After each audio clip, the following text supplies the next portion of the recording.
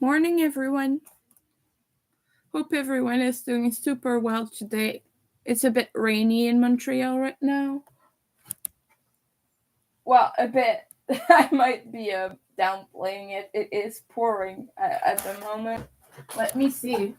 Oh yeah, the streets are lakes right now. Rivers flowing. Yeah. I don't have my AC on yet, and I don't have my fan on either.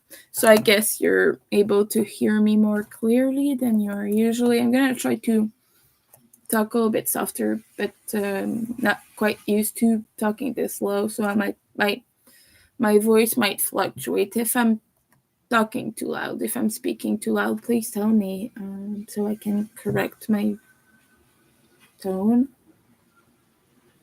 thing.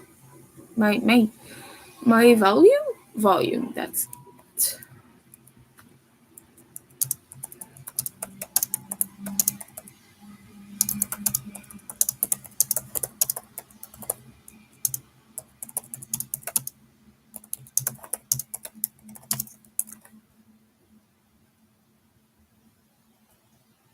So I've decided to be live most of the day. Might go on and off at certain times if I need to do something else, or because I have a lot to clean and things, I might be in other rooms because my living room is acceptable right now, so I don't need to clean it more. But I'm gonna have breakfast. We're having Mr. Noodles because this was 69 cents. So I bought like 7 of them. I don't have money right now. If you would like to help out, I would really appreciate it. Um, here's my coffee. Just give Nightbot a moment to wake up because, yeah, right now it's almost 7 a.m. I woke up, I couldn't go back to sleep. A friend of mine called me. We talked for a bit, and now here I am live. So I apologize. This is a bit of ASMR if you're into that. This is the beef flavor. It doesn't have actual beef in it, I don't think. It just has a flavoring packet. So basically, I like to crush it before. I don't eat it wet. I have sensory issues with food. I have RFID. Wet noodles is not something I do. The best I can is spaghetti. If it's too soft, like it makes me gag. So trying to crush it as much as I can right now.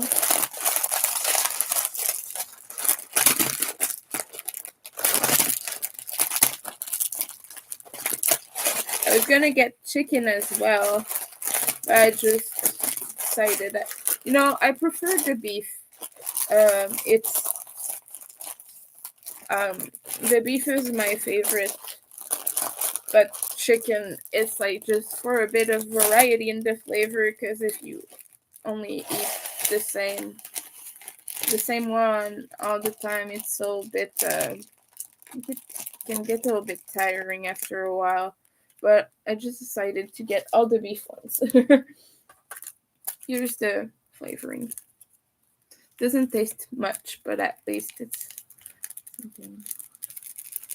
I don't eat most of this, so it's not like it's spiking my sodium too much or anything. You know that when you eat noodles, of course it's in the water, so it's flavoring it, and of course you're still ingesting the salt, but most of it stays in the water. But the same when you put it on top of your noodles, most of it will go into your bowl or your container.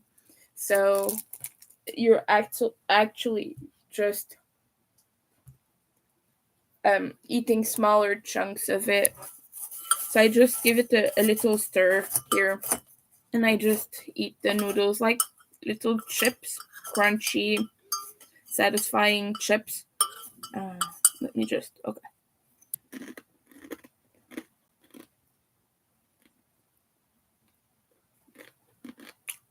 And so I've loved eating this since I was a kid.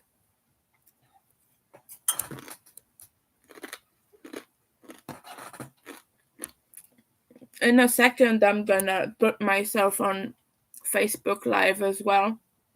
I was waiting for my phone to charge, but now it's at 100%. So, oh yeah. Someone tagged me in something. No, not a post to praise me. Chris, you're nice, but goodness, I'm gonna cry.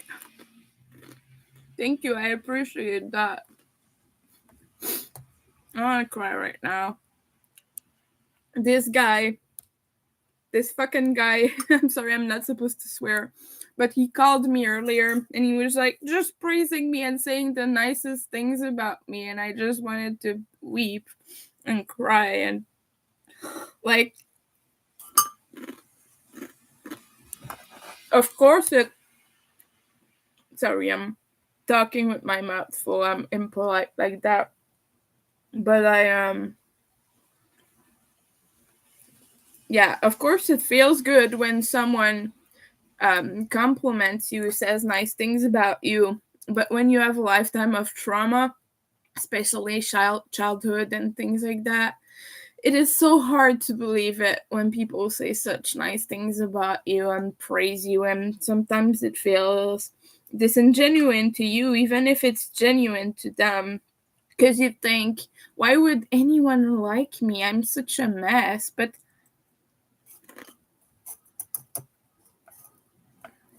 you know, it just blows my mind that I'm part of a community that appreciates me, and I want everyone to know I appreciate the heck out of you all. Oh goodness.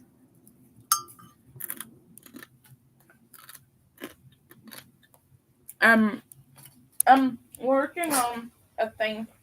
I'll show you the back because the front is yeah. Well, right now you can kind of see a little bit. You see just stripes in a basic pattern, but this is a mosaic. Whoa, yeah. That's the part. The part you just saw is not too spoilery, I guess. But this is going to Dawn. I am gifting her this. Of course, Jerry is welcome to use it as well because it's a lovely blanket. But it has pink on it, so I don't know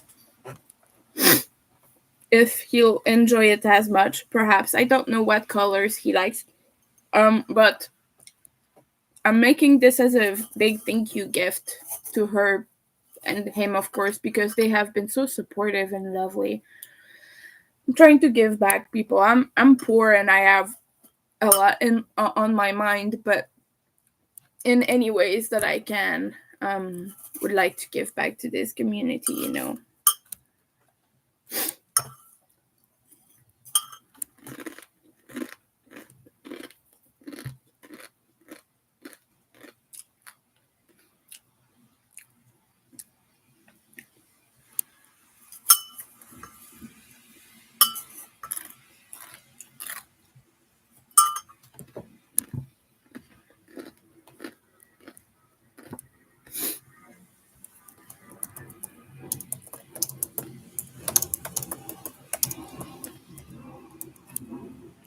I'm gonna reply to him. Just give me a second.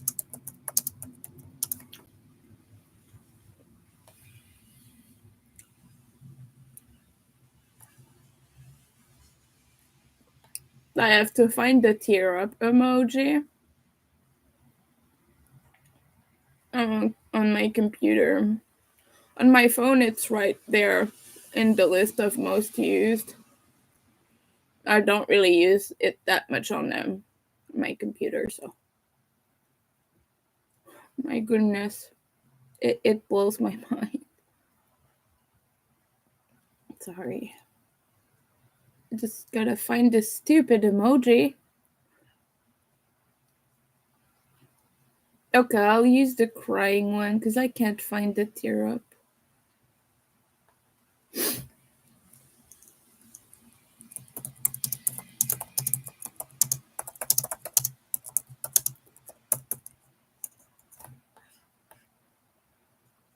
Oh my. I don't know. And I know that people will probably even hate on that post because they're miserable and they feel the need to put you down when someone hypes you up. Like in Facebook groups, you always have these people who are there just to grab any opportunity at being nasty. And they pretend to be part of the community, but you never ever see them post or comment. And then one day they're like, we don't want people like you in our group. You don't even ever comment or post. What are you on about? It's funny to me, but I guess people just feel the need to exclude or be mean to anyone that doesn't fit their criterias or narrative. I don't know. But yeah.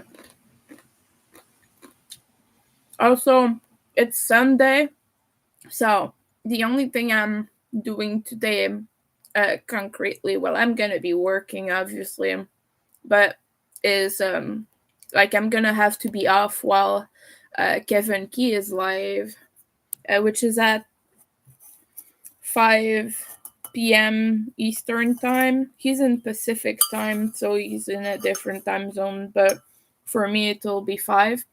So yeah, I'm gonna be away for that.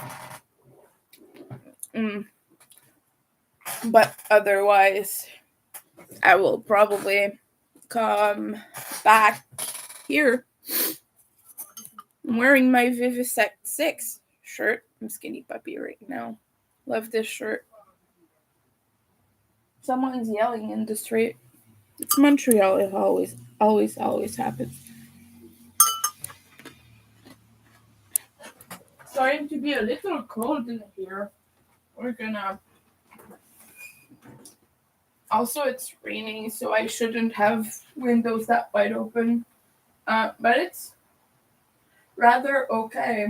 The rain doesn't come in that way because the way our building is, the rain doesn't really hit the window. So, like, the edge of my thing here is not wet. I still need a breeze. And yeah, I don't want to use my fan too much because it's taking up electricity and it's expensive, as you can imagine. Been using it so much. Okay, I always have it on, so I'm trying to keep it down as much as possible. As soon as my neighbors get up and start their day, I'm gonna have to start it up though because their noise always it bothers me too much. So I need something to cover it up when they're really noisy. Okay, I'm gonna. Someone replied to something I said. Oh, someone. There was an account on Threads, which is the Bear in the Woods. Started with that whole um, bear or man situation, and this person is using this account to bring awareness to bigotry and all sorts of hateful stuff and misogyny and all the the whys and the isms, all the hateful stuff. So that account is speaking up against that, sharing things, and just building community, really. And It was just a joke. Say, and often it will say, as a bear, I would not do this. And it's just funny.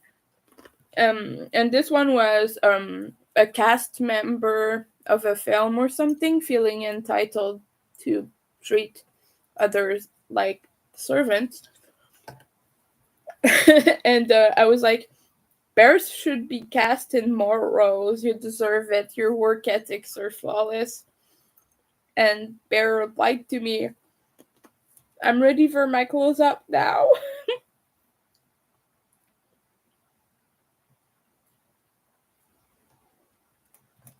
Oh, anyway, the world. It's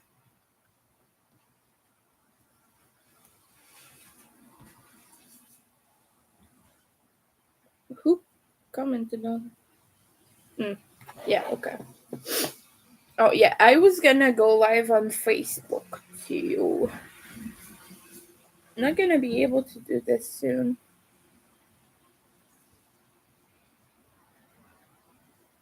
There's something annoying on Facebook. I'm getting 2 notifications on Messenger, but all my messages are red. Sometimes you just have to mess with the Facebook thingy and it will see your messages. Because on one, they appear red, and the other one, they appear unread. Okay.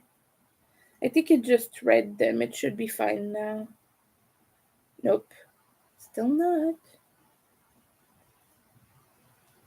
You have to mess with it and like go on the messenger page.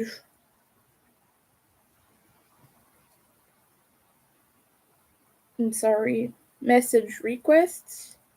Yeah, see all in messenger. Then it pops up the little thing on the side and you click the back button. Okay, so my friend Chris, who I talked to earlier, Marketplace. I read this one.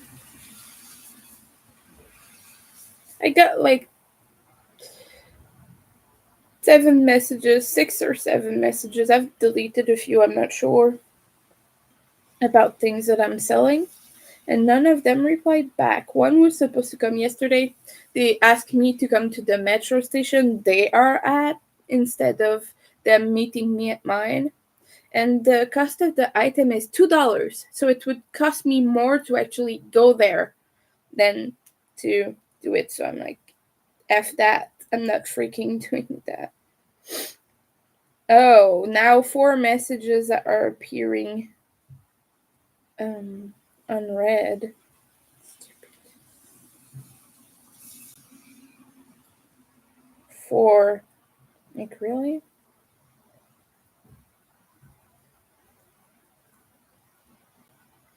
Facebook is stupid sometimes. Please, solve your notification issues. Alright, I'm about to go live on Facebook. Please tell me that it got rid of the notifications. Hold on, my nose.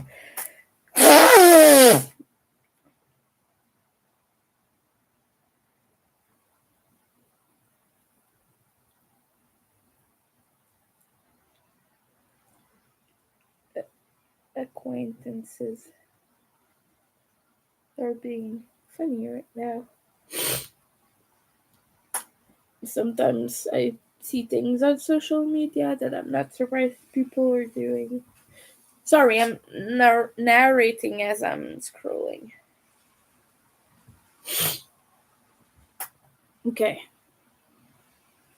The 2 is still there! I just went through all the messages individually and clicked on them. Okay. No, it's still there again. Like, I'm ready to throw my phone out of a window right now. I'm gonna update things. Free up space? No, I don't want to free up space. I just want to update Facebook because it's being a bitch right now.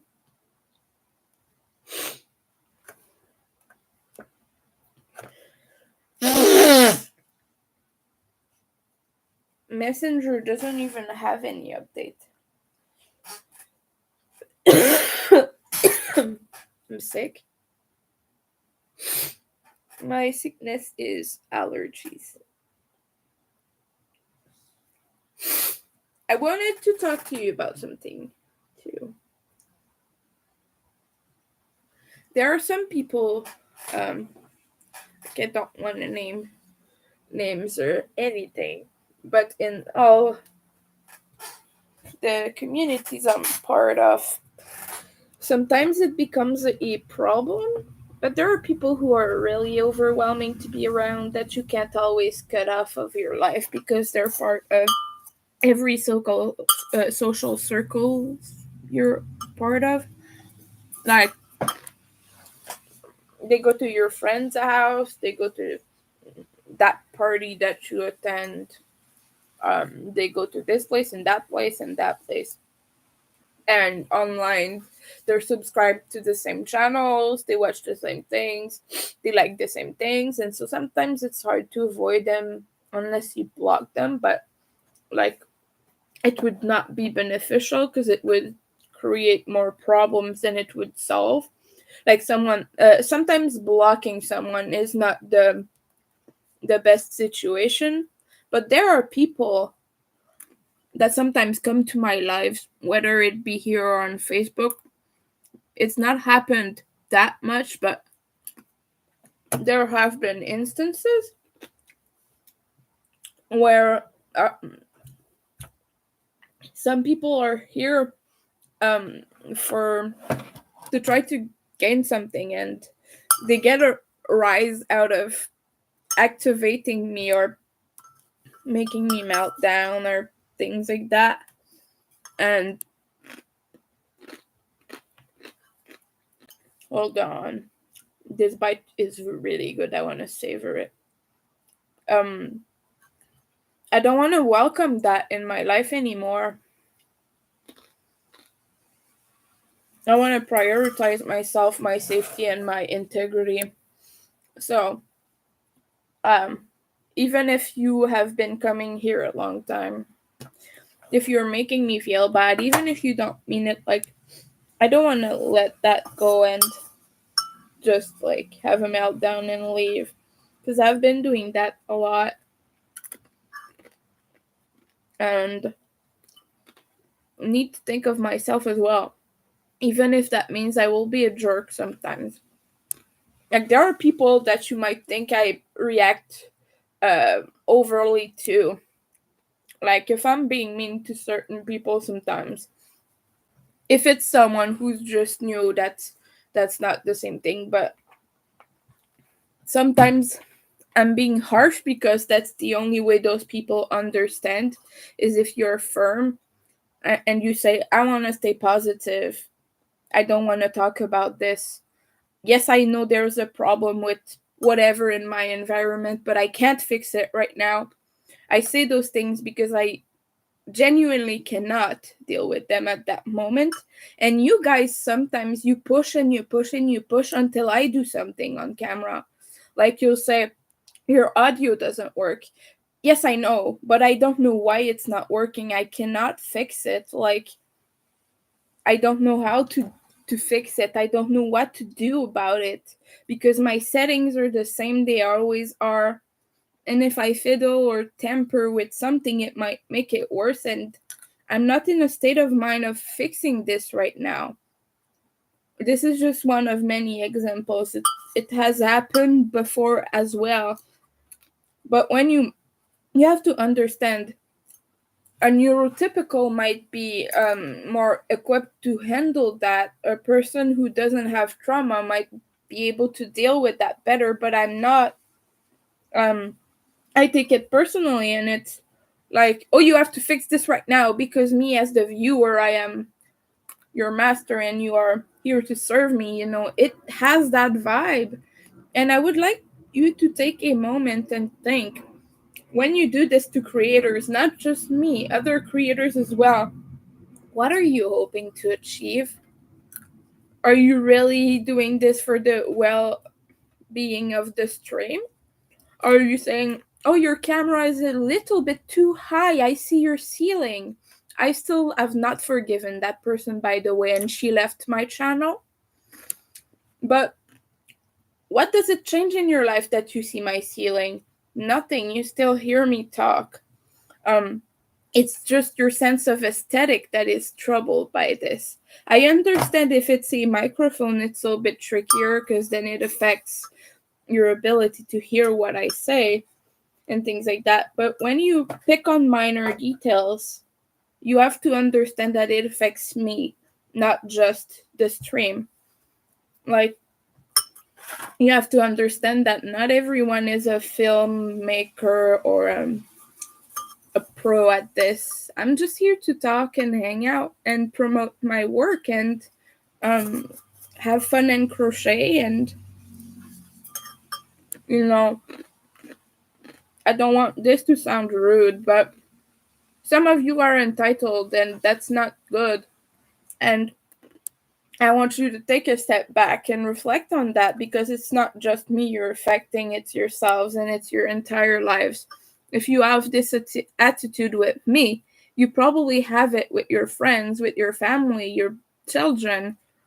Like, you feel like you're owed something. Like, I have people come in here and be like, nice pattern, send it to me.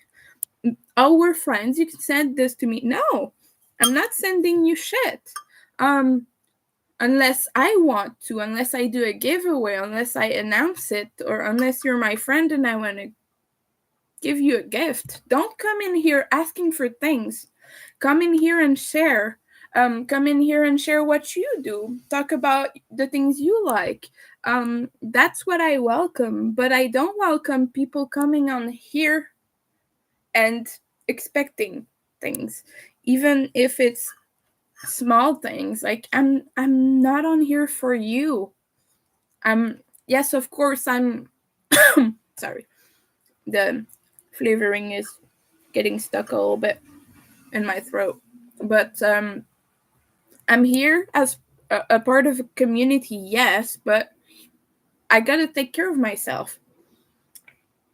Dawn says this perfectly. She says, take care of you for me and I'll take care of me for you. Because we have to do that. We can't always be there and do all the things perfectly. And I've struggled with this.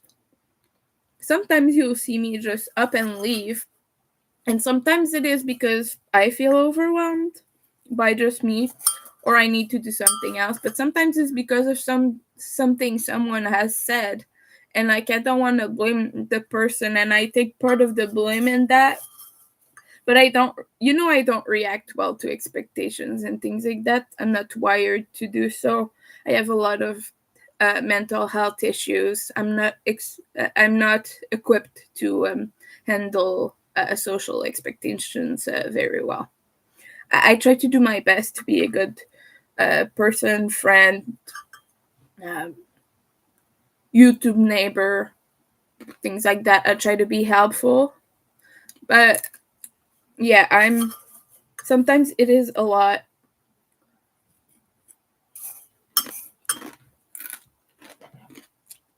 Yeah. All right, I'm gonna go live now on the tubes. The tubes, I'm already here. I'm gonna go live on the books.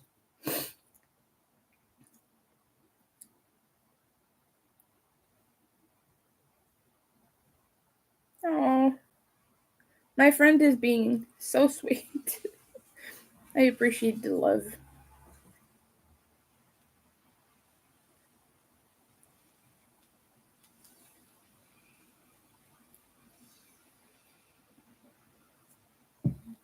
All right, I'll put it right in front of my face. Hello, Facebook. I'm live on YouTube currently. I'm doing that dual live things that I do now sometimes. I have my water here. My throat is a little bit tickled. I'm eating Mr. Noodles right now, but they're dry because I can't eat them wet. Sensory issues and all. Beef flavored right now. But yeah, I'm eating this, so I apologize for the crunch. Hopefully you like ASMR.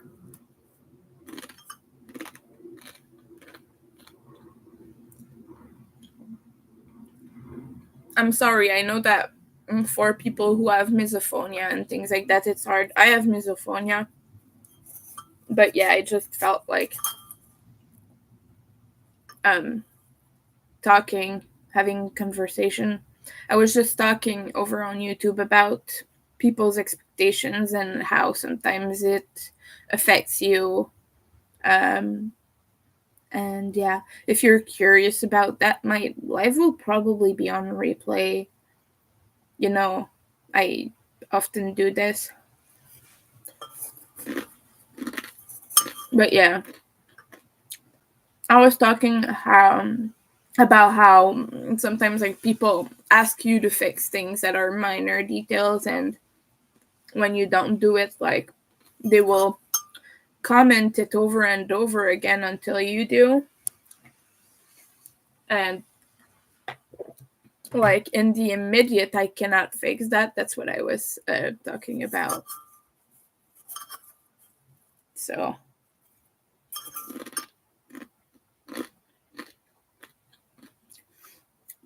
I just talked to my friend, and he got tears in my eyes saying such nice things about me, and posted a giant freaking post about me in the Skinny Puppy Facebook group. That's gonna anger some people, I already know it.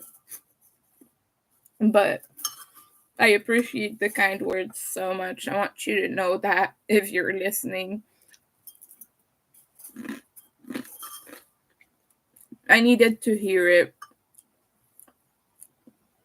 I mean, it's always it always feels really good to hear the good things as well, because people don't say them often enough.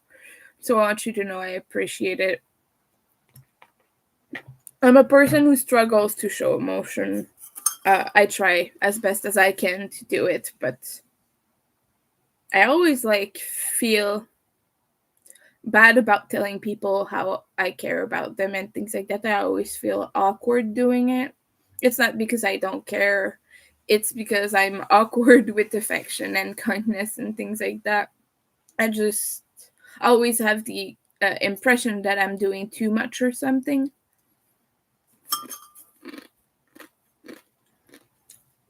So yeah, this is my first breakfast. I have some food right now. I did a tiny shopping trip yesterday. The cucumbers especially were really cheap, and they were huge, huge ones. And yeah, and so I'm probably gonna eat that as well. I have some hot dogs that were discounted. They were two for the price of something. I don't remember. Hot dogs are so awfully expensive nowadays. They're cheap to make. I don't understand why they're so expensive now. But anyway, it's the economy, I guess.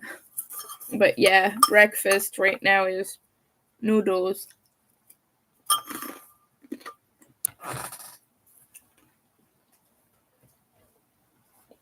I was gonna see if I could fetch my wrapper, but I already threw it in the trash.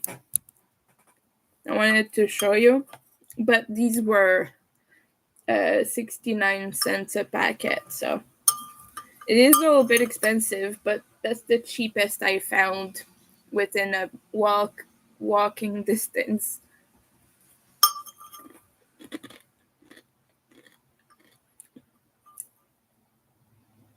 I woke up at like 4 a.m. I could not sleep.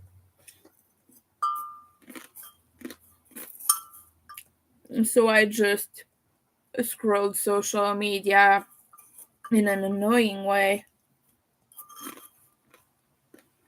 replied to people, blocked a person for being poop head. I'm gonna say that nicely. if you're on Facebook over here right now, you're wondering why I'm trying to not swear. It's just because I'm live on YouTube currently as well. And YouTube suppresses you when you swear. They have algorithms and filters that detect when you say bad things. Now, it's technology.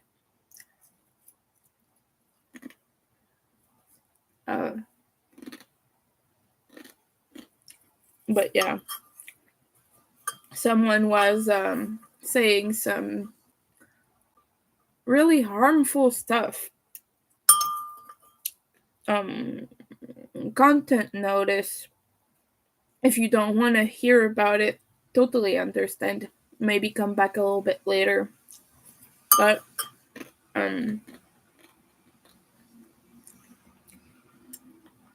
content notice, transphobia, homophobia, and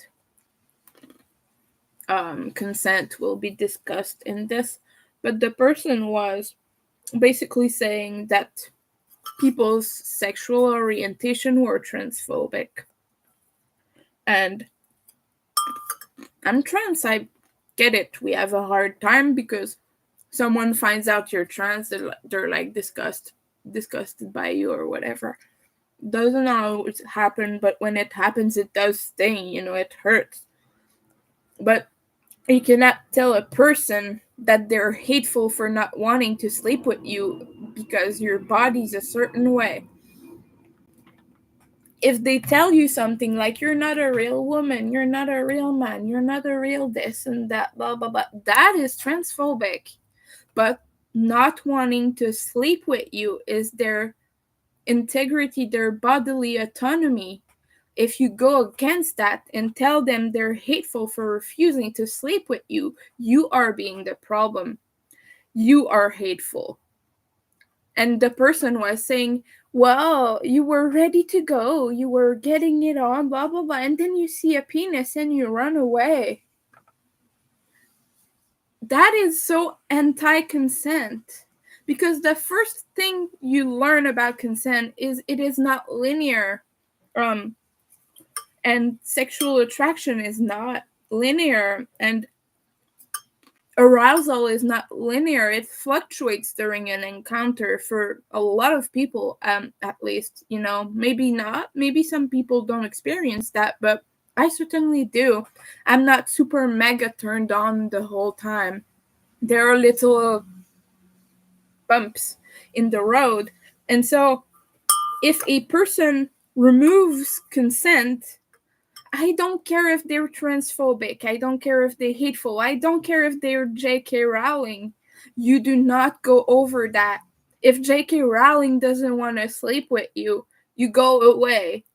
I don't care if it's Donald Trump. I don't care who it is. Consent. Consent is a basic human right. I don't care how hateful a person is. You respect their consent. I know that I'm sounding controversial for a lot of people, but I don't care, frankly. I do not care because the people I'm sounding controversial for right now are problematic and they're refusing to see it. And I am a trans person. You cannot invalidate my feelings on this because I know how it feels when someone rejects you for what you are. I know how it hurts. I know how it stings. But you do not get to tell another person that they are wrong for not wanting you. That's imposing. That's being entitled.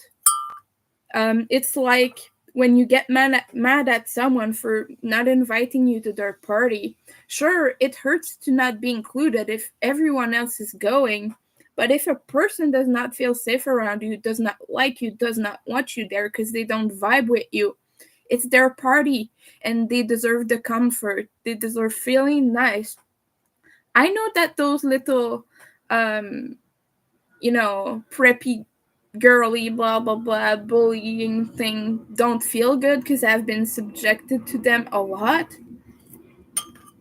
But I wouldn't want any of those people to feel bad because I'm at their party and they don't feel good around me. I understand. In some way, I get it. Like, I probably wouldn't want them at my party either, because I wouldn't feel safe being myself around them. Well, it's the same for them. Like, even if it's like, ew, cringy, I don't want you, blah, blah. Even if it's the petty rejecting thing, you go along with it and you deal with it. Rejection is not the end of the world. It hurts. I know it hurts. You gotta learn to deal with it. And it's nasty. I get it. Like, ableism, all the isms, all the phobias, all the things, they sting. And we don't need more of that. I get it. I just don't want to force myself on someone. I'll force myself in my own space. If you come into my life and you try to push me away, that's another thing. But am I going to go to your life and tell you you're transphobic because you don't like me as a person? No. I'm not going to go into your space and accuse you of all sorts of things because you don't vibe with me, you don't agree with my political stance or whatever. And it's the same if you come in here and do the same thing to me. I'm not going to be nice about it. I'm going to have a discussion with you if you're capable of being rational about it. And I don't mind explaining how I feel about issues. I don't mind talking about that. I don't mind having a political discussion as long as it stays respectful. But I am not going to entertain someone like this person who I blocked this morning, who goes and repeats people the same sentence. The person kept saying, I'm reminding you right now. The person said they were trans, and then after that you were not attracted to them anymore, blah, blah, blah. Listen, I don't like it either. Doesn't please me either. I wish people would accept me and still feel the way they do about it. But people do not know that when they meet you, and like, I don't know how to explain it, but I wish gender did not exist. As an agender person, I have a hard time conceptualizing it even for other people. But one thing I know is, like, a lot of that just creates a lot of social pressure and forces people into roles that are not suitable for them. And the solution we found in the LGBTQ plus community is to create more spaces in which people can be themselves and more identities that describe how they feel more accurately. Sometimes there is not a word for that for some people. There's no specific word for that. And it's okay to create one or just to refuse to define yourself. I fall a little bit within that last category as an agender person. Even calling myself agender feels a little bit like forcing myself into a box sometimes. I'm just a person who doesn't relate to any of the gender stuff. I just want to be myself and be left alone, basically. And I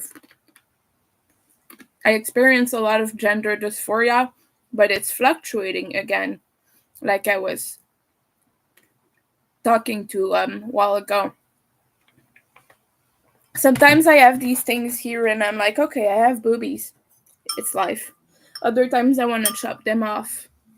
And other times I'm feeling good and I dress femme. I wear a dress. I go about my day and I'm happy to wear a dress and I feel beautiful and everything. Other days I'm in a band shirt and I'm miserable for having a figure with shapes.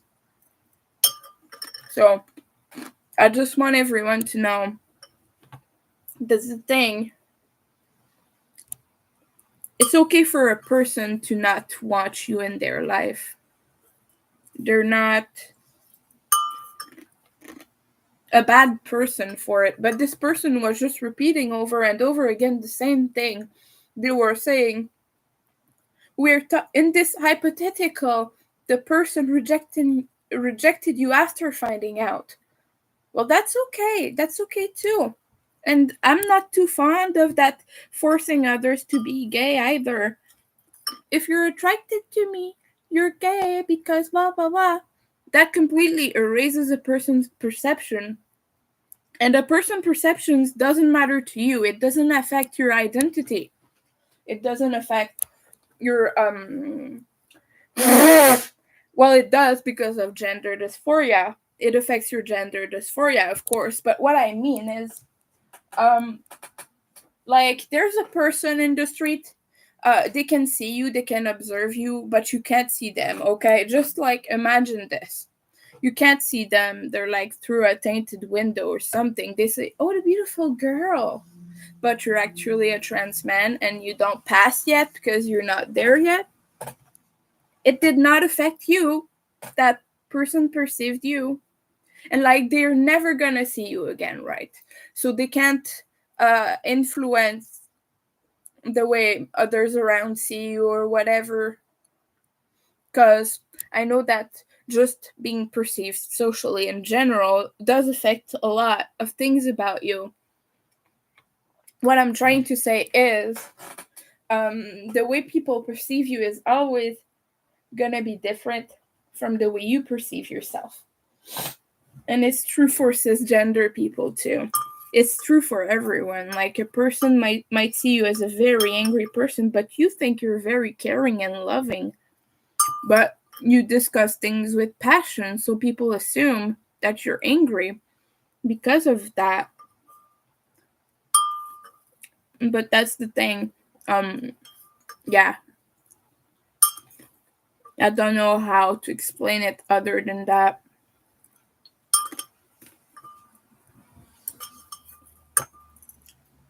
It just made me sad that this person was forcing this idea on others, that they were hateful for having sexual preferences. If anything, it's rather homophobic to say so. Like, I'm bisexual. I do like all the genders, but I do distinguish between them, and I have certain preferences. So I wouldn't consider myself pansexual. I'm okay with just calling myself bisexual and just or what we call polysexual. Not to confuse with polyamorous, it's not the same thing. Polysexual is you're attracted to various genders, but not all of them. But I am attracted to some level to all of them, just not the same level. So it describes me. I wouldn't say I'm omnisexual, which is being attracted to everyone, but distinguishing between them, which I'm kind of midway towards that, midway between that and being polysexual, but I have preferences that fluctuate too. I don't know of a term that describes this better. But it doesn't matter to me. I just feel that way. I don't feel a need for a more accurate label currently. But as a person who experiences that, it even made me feel weird that that person was so adamant about forcing themselves on others. It's not a way to be inclusive. It came off wrong when the person said that. It's someone I was following for a while. It's a semi-known writer in the horror community, but I'm not gonna name names. But I did block them.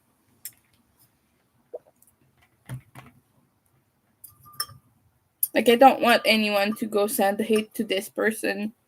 It's not the goal of this. But I'm a person who experiences aversion to sex in general and to organs as well. But, I might still choose to be intimate with a partner to connect with them. I'm not completely sexually averse. I just have strong things to deal with, sensory issues and things like that. But in the end, how can I say it? My mind is blanking a little bit at the moment. I apologize. But I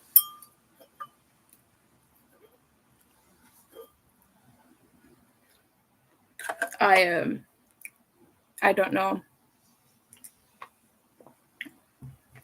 I'm sorry, I don't remember what I was saying. Hey, I'm gonna be right back. I'm gonna get more food. Hungry again. I just ate a packet of noodles, but that's not sufficient, so I'll be right back.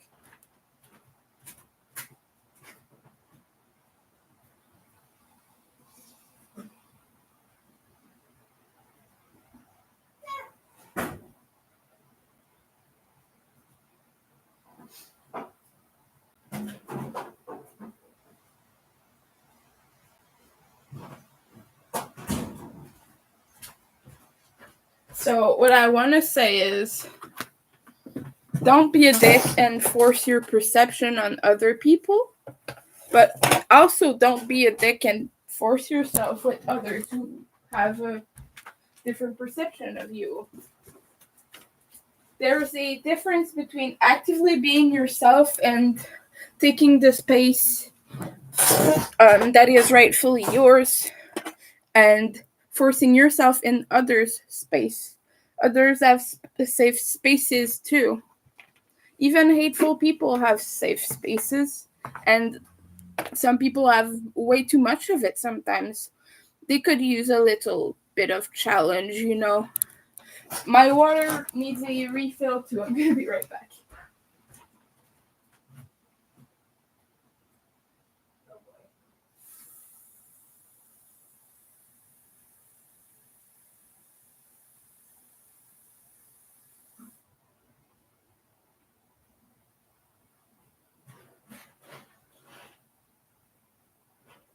Something made a noise. I'm sorry. I am back again. Gonna cut a huge cucumber. I'm sorry, it's gonna be a little bit weird.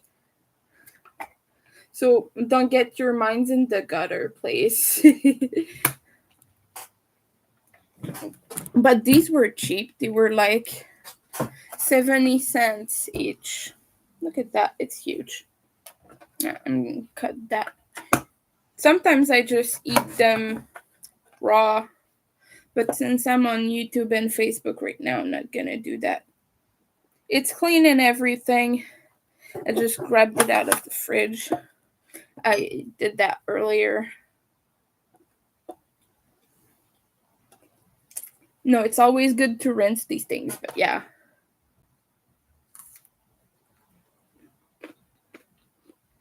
Yummy. Very flavory too. These are not the kind of cucumbers that are just water. These have flavor to them. Really good. Look at that. Nice. It tastes really lovely.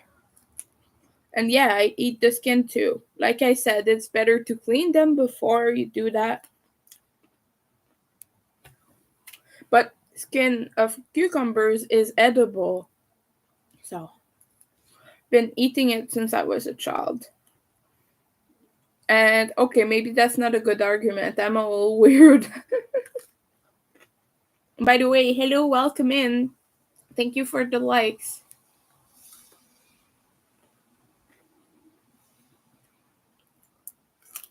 But Even trans people and bisexuals were trying to argue with this person. Not argue, but were trying to explain to this person that even with their preferences, they don't want to force themselves on other people, and they want to respect consent. Goodness, pronunciation is hard. But yeah, they were trying to explain to this person that they don't want to go over people's consent. And this person just did not want to get it. They were closed off. They did not want to hear any of it. They were just repeating, y'all are transphobic, you're all transphobic, blah, blah, blah. You can't tell a trans person trying to explain to you why they don't want to date someone who is suddenly unattracted to them that they're transphobic too, for not pushing themselves on a person. Anyway, this person was so weird. So I'm not sad to have blocked them. Weird thing about me when I eat cucumbers, I like to eat both ends first. Don't know why. I think because it has the most flavor and it has that bit of bitterness a little bit sometimes. So it means that I get done sooner with the part of it that is the most overwhelming. Yummy.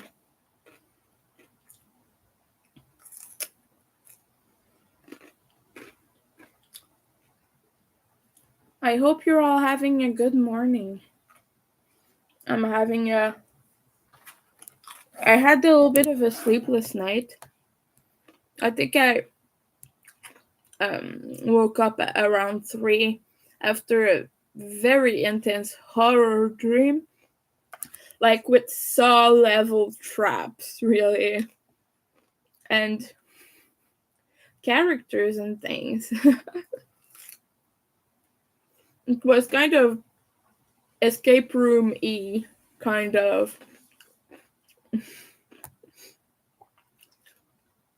Just imagine being stuck in an escape room. That's what it was.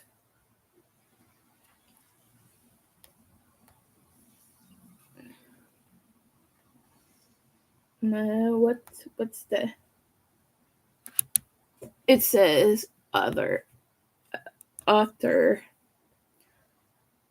I saw a word on my screen and I was wondering what the heck it was. Sorry, I'm done now. Yeah, alright. But yeah, I had that dream, and after that, I think I might have slept a while longer until around about 4 a.m. Unless I was already on my phone, scrolling away, doom scrolling.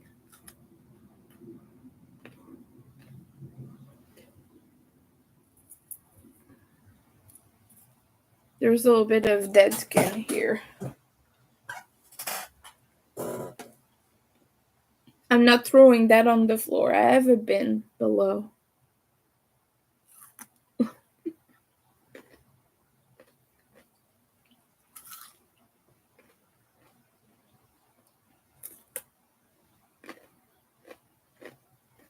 So, yeah, now I'm starting to be a little bit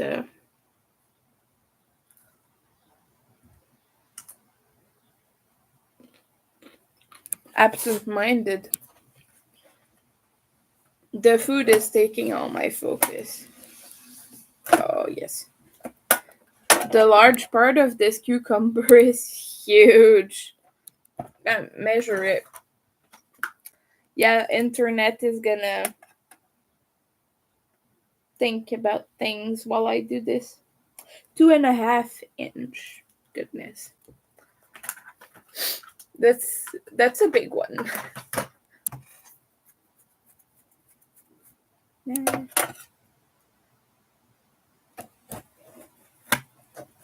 Cut. Oh no, all the seeds are escaping. Seeds are good. Their flavor.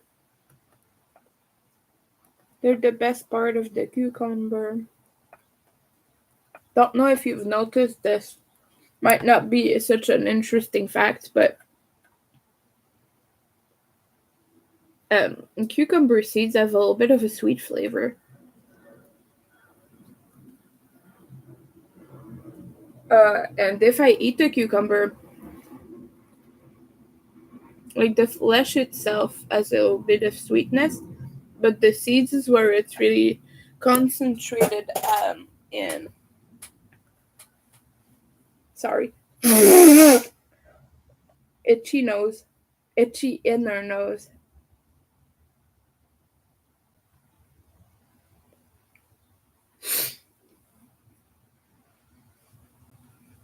It's hard sometimes to wipe your nose when you have a septum piercing because boogers get stuck. Sorry, TMI. But anyway, there's I just put my nose in the cucumber. That's not good. I'm being silly right now. I was watching a lot of Murphy Cooper earlier. I guess that's why I couldn't sleep. Or was I watching him because I couldn't sleep? I don't know which way it goes, but I was going through his TikTok from like his earlier days a few years ago when the pandemic started and whatnot. And I was mostly watching through his like social observation talks and replying to comments and things. And there was a lot of insight about Montreal life and things like that. Murphy Cooper is a celebrity here. He's a well-known guy, and there's a whole thing about it. He even invented a verb. It's called connuer in French, which means he goes in a big area downtown and puts his camera there and just talks to people. Well, he just stays in front of the camera, doesn't move, and people say hi and whatnot, and he says hi back. It started out as a social experiment of just filming himself in public setting with people walking by behind and life going on as he was experiencing pain and all that. After that, people started greeting him, saying hello, recognizing him, and now when he does it, people just, hi Murphy, hi, like everyone is talking to him. So that was interesting to see the evolution of that, which I watched backwards because I watched from newest to oldest. So yeah. Yeah.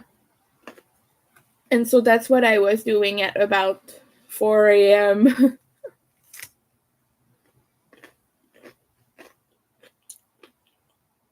I hope that me eating is not so weird.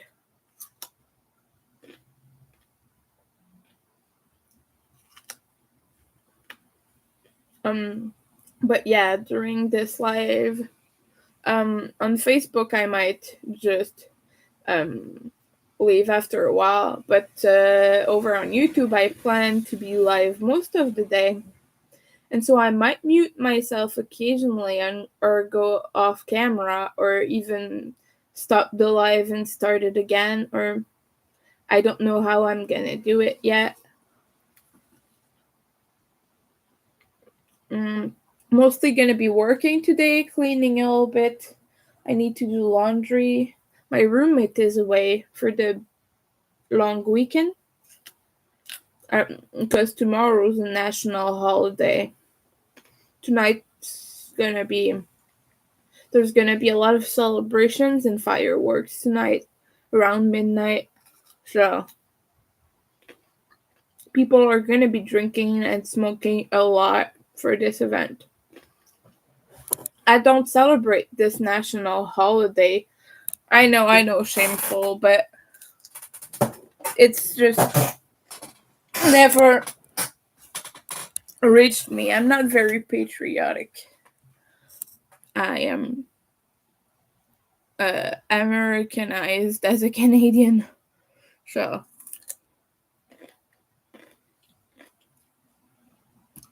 yeah, it's not something I celebrate. I don't think I've ever celebrated it willingly, other than like friends inviting you to come along with them and things like that. But I've never really felt like a Quebecois. I don't feel tied to that identity as much as some people. Some people are very intense about it, like they feel insulted at whoever does not identify that way. But like they'll call you English and all sorts of stuff. Like they'll be really nasty to you if you don't share their identity as a French Canadian. Some people are really nasty about it. So much so that if you use the words French Canadian, they hate on you for it. Like some people are really intense about this. Like I've had teachers yell at us for not watching French things, for not listening to French music, for not. Yeah, I've had teachers yell at us about all sorts of things, but this one was a big one. You get a lot of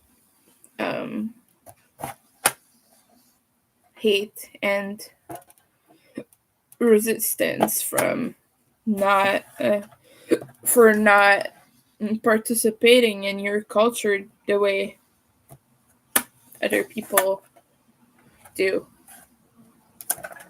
And I don't think that's very fair, considering French Canadians are a colony. Quebec is a colony. And so they sent us in the past over here to establish ourselves. And then after that, they conquered us. And after that, yeah, we're expected to feel very tied to our identity, right? But where does it lie, really? I feel more tied to this cucumber right now than I do in Quebec's identity. I'm gonna be honest about it.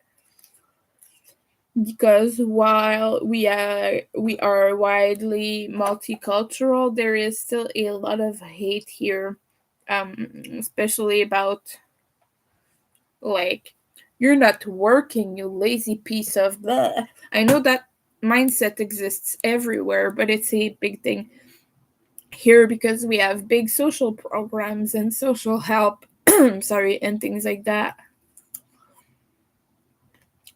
And yeah,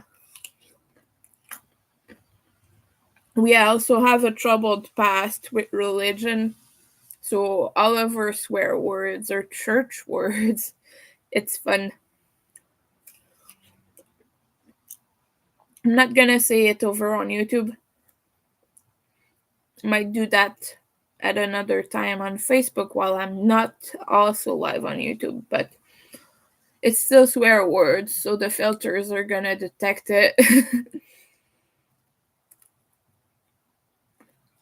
But basically, you have all the little church items, and Christ is one too. I can say it in English because it's not a swear word in English. But yeah, Christ, all the other ones too.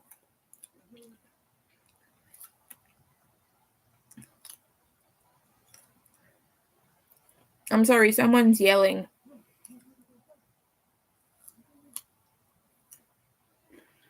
There's always a crazy person yelling at my window. Not necessarily at me. Sometimes they're yelling at me. Sometimes it happens. Like if they hear me live or talking or whatever, like I get told things and I get told to shut up and things like that. But I think he's yelling to someone else next to him right now. I don't know. There's always someone yelling here.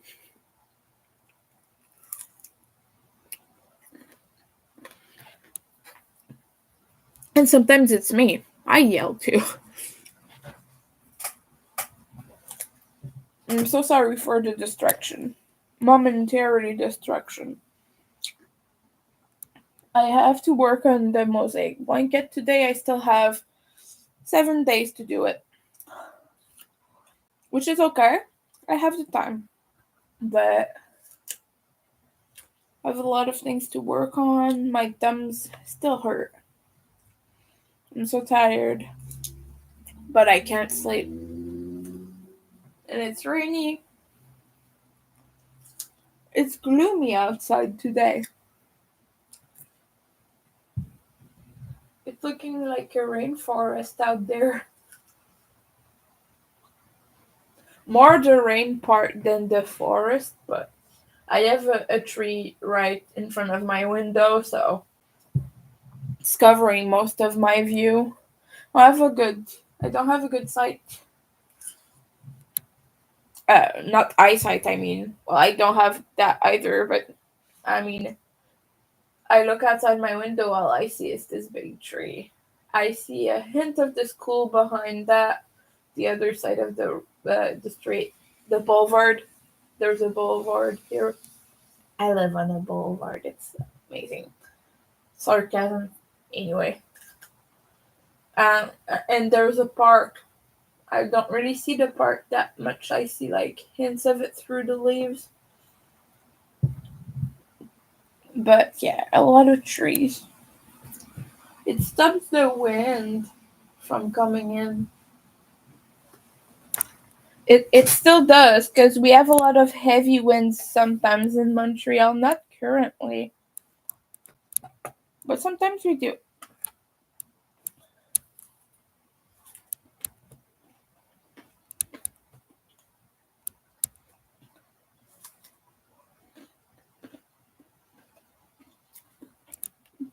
I often put my foot on my desk or on my wall. Need to clean it right now. My wall, it's a little bit dirty. But it's downside to being neurodivergent is your limbs always hurt wherever you put them. So I move around a lot to try and compensate for that. Sometimes people say weird things about neurodivergence. Like it's my fault that my limbs hurt or something. Or it's my fault that I forget to breathe. I've been told that once and I was like, I have ADHD. Sometimes I forget to breathe. I have to actively remind myself. And the guy said, no, you're just limiting yourself. I choose not to limitate myself by ADHD. Stop making excuses. You're not forgetting to breathe. And I was like, okay, dude, calm down. It's not that deep. I just forget to breathe. I'll be okay. Well, technically, you shouldn't. But I do. I forget to breathe, especially when I'm talking. And I think I might have undiagnosed asthma. I don't know. I've always had just like weird breathing problems. Not problems, but more like, I don't know. Sometimes I'm out of breath. And sometimes it's because I'm just speaking too rapidly. Other times it's because I'm too excited about the subject I'm talking about, but other times I just seem to be out of breath. I don't know what it is exactly, but it's not been diagnosed, so I've not really had the opportunity to bring that up either. Every time I try to bring up something to a doctor or a professional or something, I always get shut down. Like, we're not talking about this right now, and I don't know how to bring it up in another way. I don't know. I don't know how to do it. So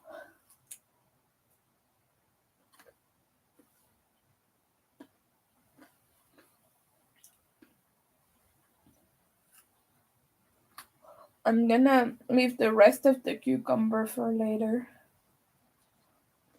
I just ate like a third of it, something like that. I still have all this left. It's big.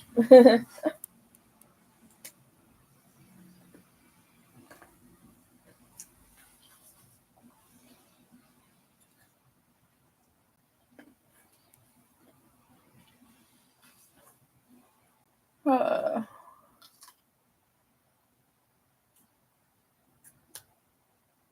and now I'm full of food.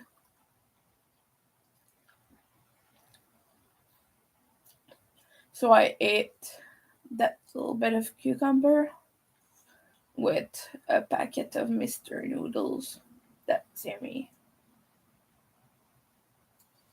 I love Mr. Noodles just because it's cheap. It's the main reason I love it. Mr. Noodles.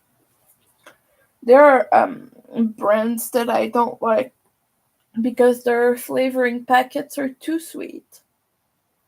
I prefer the ones that are savory. I do. But the ones that are all sugar, you cannot deal with that. It's way too much sugar for me.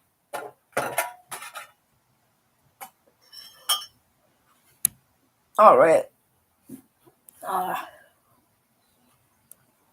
there's salt on this gum.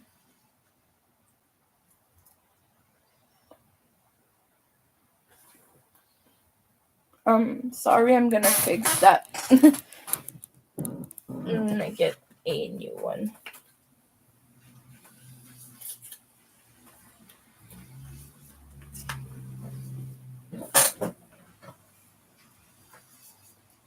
Hold on.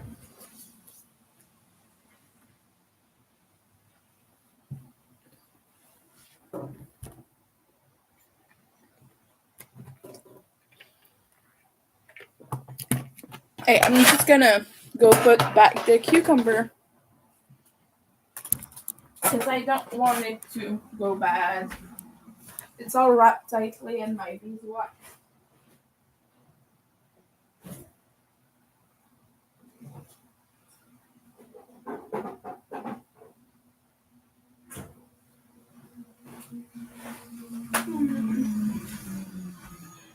Sorry.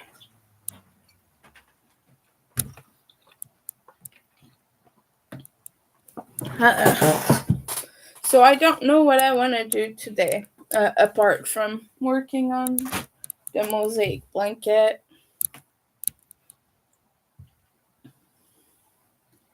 Um, I'm probably going to watch shows or movies. I don't know. I could do that. Still need to watch some of the Skinny Puppy DVDs. I've not watched all of them yet.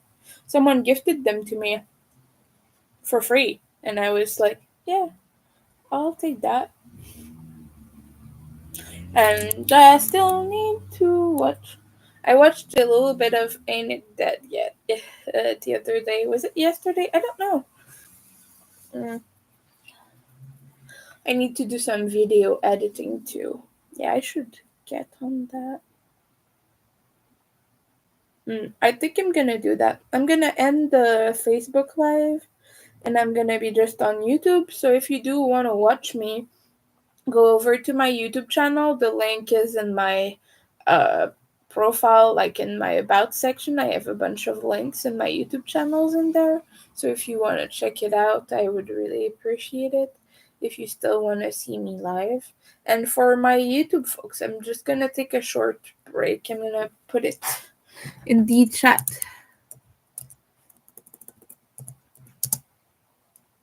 I'm trying to type be right back, but I keep mistyping. All right, gonna talk to you later. And I'll be right back on YouTube. Ending live broadcast. And I'm gonna delete it because it wasn't on there for very long. Hey, I'm finally back with...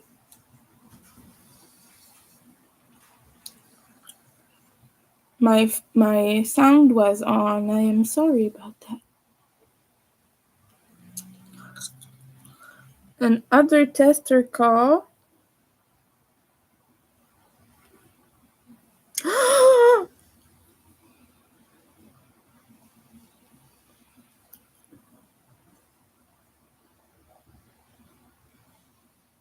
These are more blankets that I want.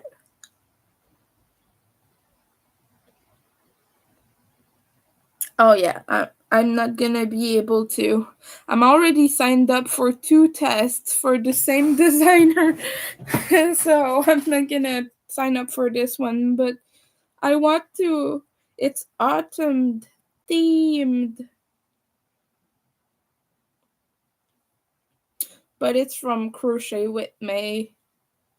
Just go over to her Instagram page if you're interested.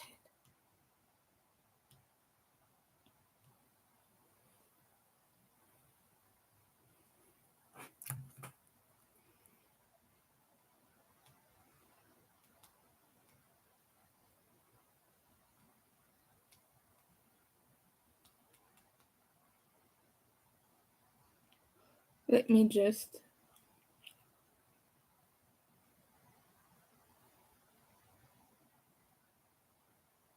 No, I'm not gonna comment on it. I'm just gonna share it.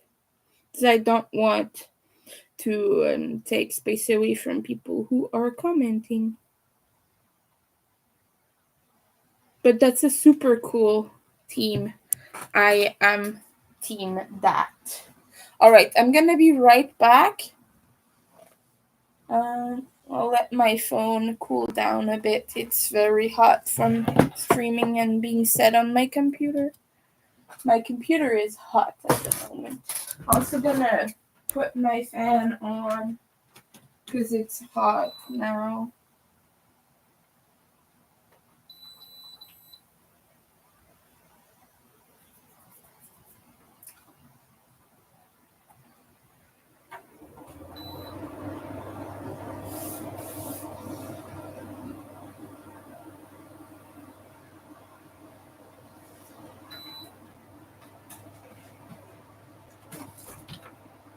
Alright, I'll be right back. Need to wash the hands.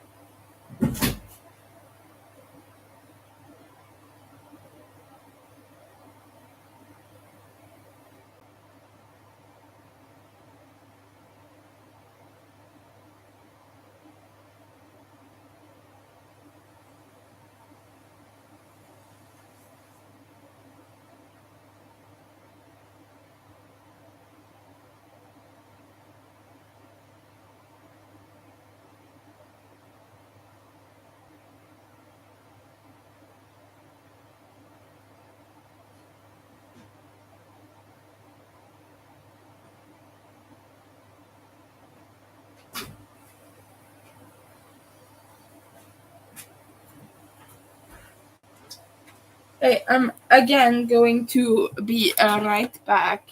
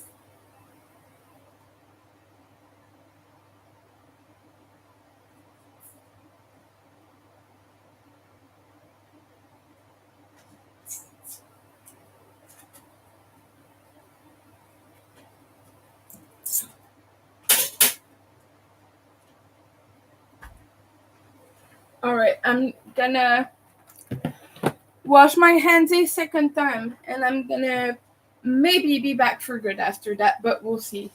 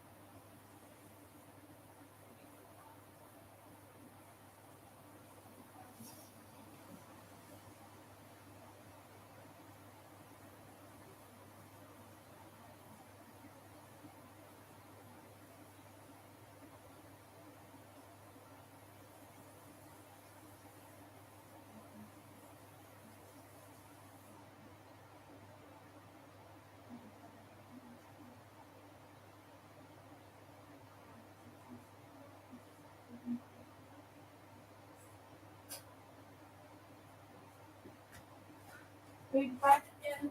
Sorry.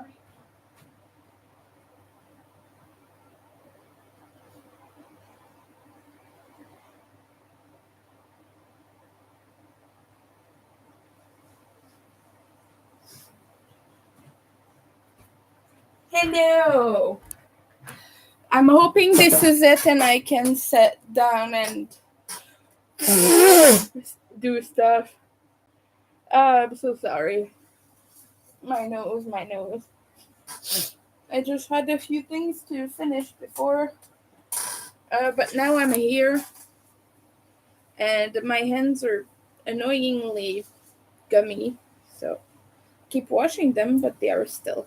So, boy, we will deal with that.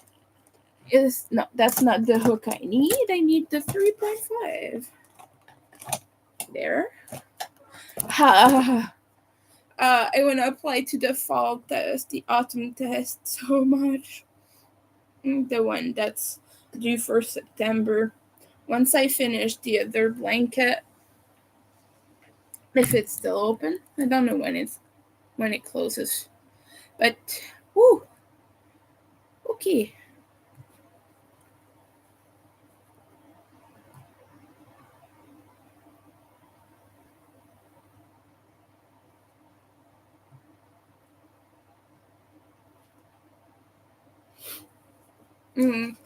For those who do not know, who might have not been around when I said it, a friend of mine just made a praise post about me on a Facebook group, and I'm a little bit tearing up that. And now another one of my friends commented on it, and she said that I'm an excellent friend and concert buddy. It's gonna piss off the person the group is about because he hates me, but it's okay. I just hope he doesn't message me about it to bitch. Because last time he messaged me was for the purpose of lying to me and manipulating me and being super mean. Not gonna say more details. Yeah.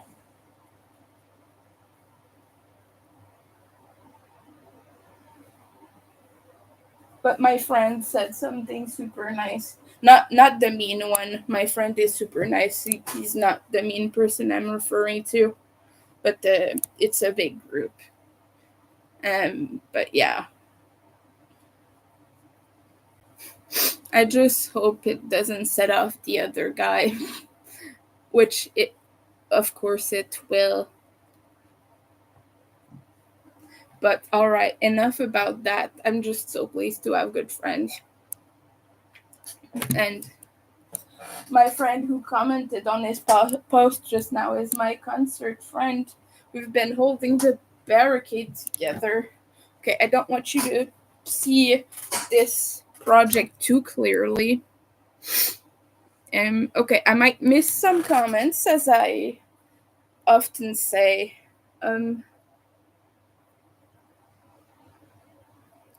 Actually, for the purpose of this, I might.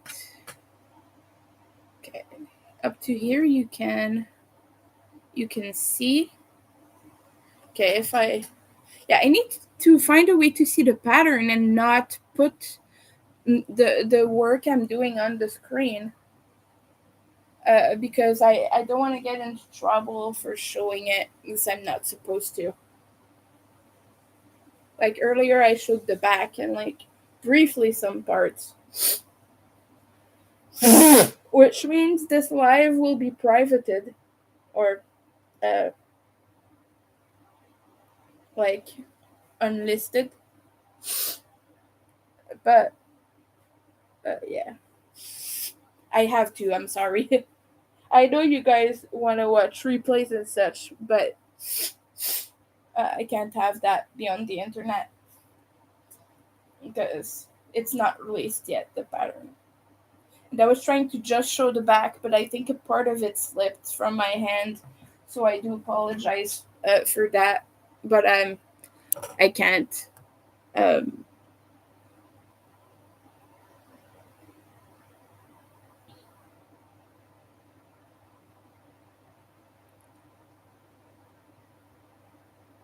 I gotta find a way because I can't have the pattern smaller than it is. It needs to be full size for me to see it.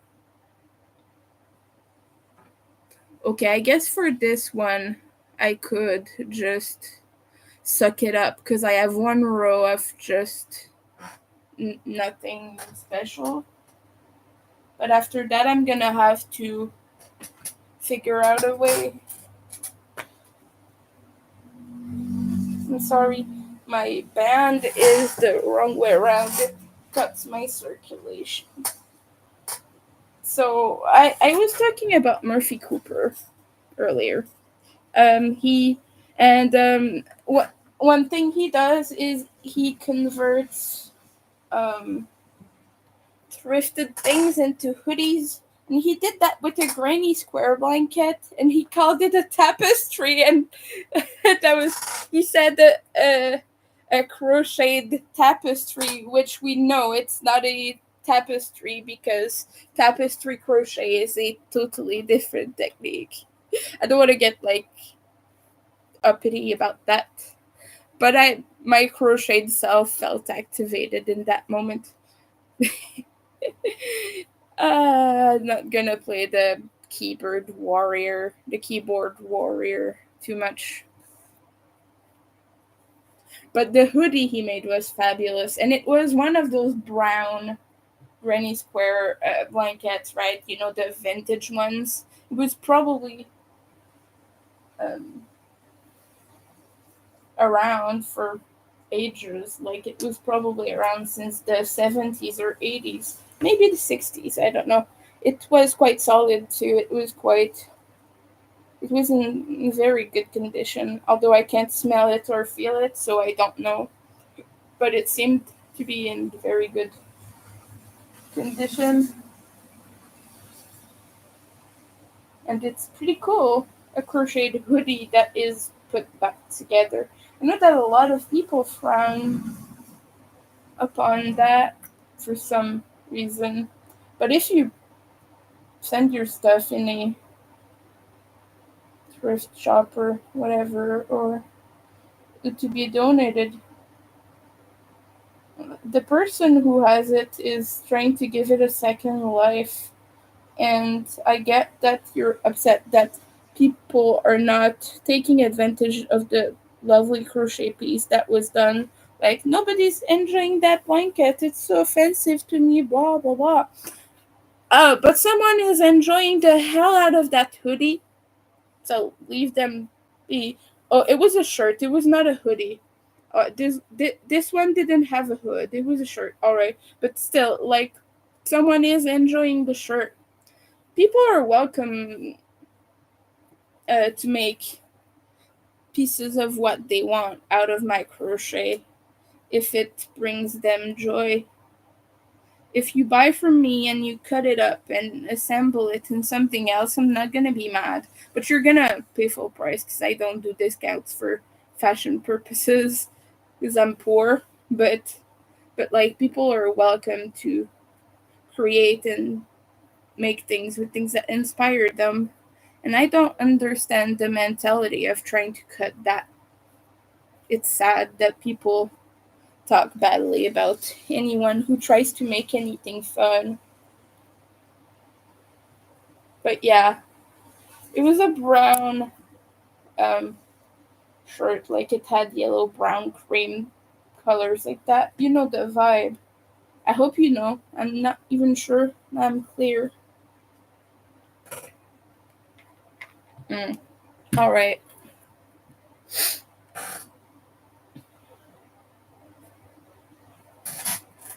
I know what I'm gonna do. It's gonna piss off one person in particular. Hold on. But I don't think she'll be around to complain because I've not seen her ever since I've talked about her complaining about this. But there you go. You see my ceiling. But this is going to allow me to crochet on camera. So screw you. Yeah, there was a person who was immeasurably angry at me showing my ceiling. And when I tried to explain that I didn't really care, she pushed me until I actually fixed my camera.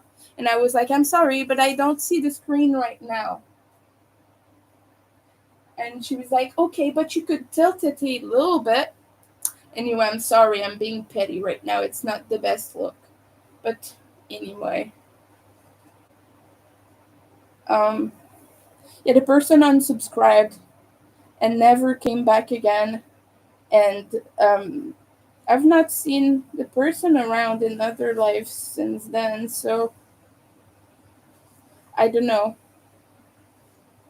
I don't know if I don't want to assume they just blocked me or anything, but sometimes people do that. But I don't think it was very nice to the person on that comment. But the people who come on here and watch me crochet and complain are here for the intellectual discussion and to work along and have fun, or because they're friends. I have a few friends that watch me crochet.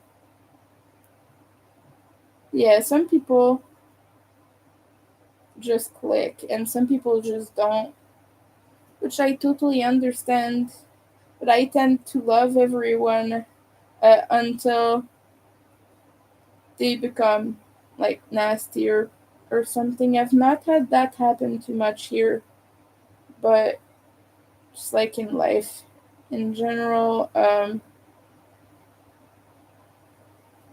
Yeah, I'm a person who's a bit wary of social situations. Okay, let me see. Okay, I can get it up about my mid chest. Okay, I needed to know just so I don't accidentally show anything. Right now I'm doing the fruit section, the second fruit section of the last little bit of the blanket. I'm gonna try to work a lot on it today. I have 7 days left to finish, and I have about 5 days worth of work to pick back up. So I'm probably gonna try to do a two-in-one soon. I don't know if today will be that day because I don't want to hurt my hands and I'm still in a big flare up. I've been in a flare up over a month now. I do apologize for my outstanding orders. I'm almost finished with the zombie kitty from the other day.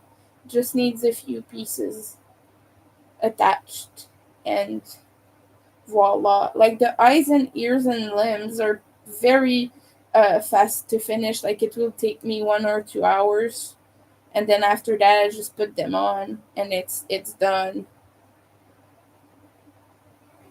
Anyway, I can't mail it until Tuesday because we have a national holiday.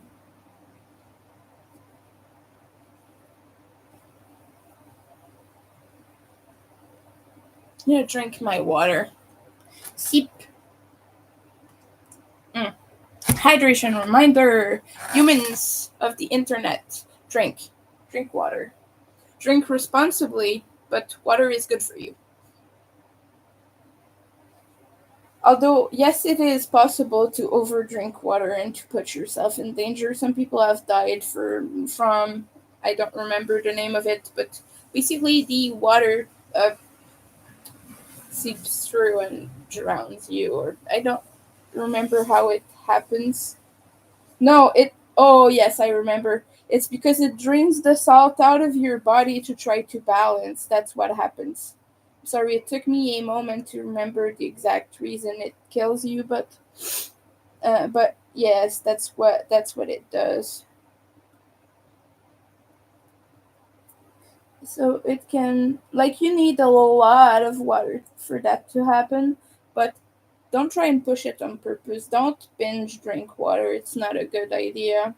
Drink the amount you need. Drink.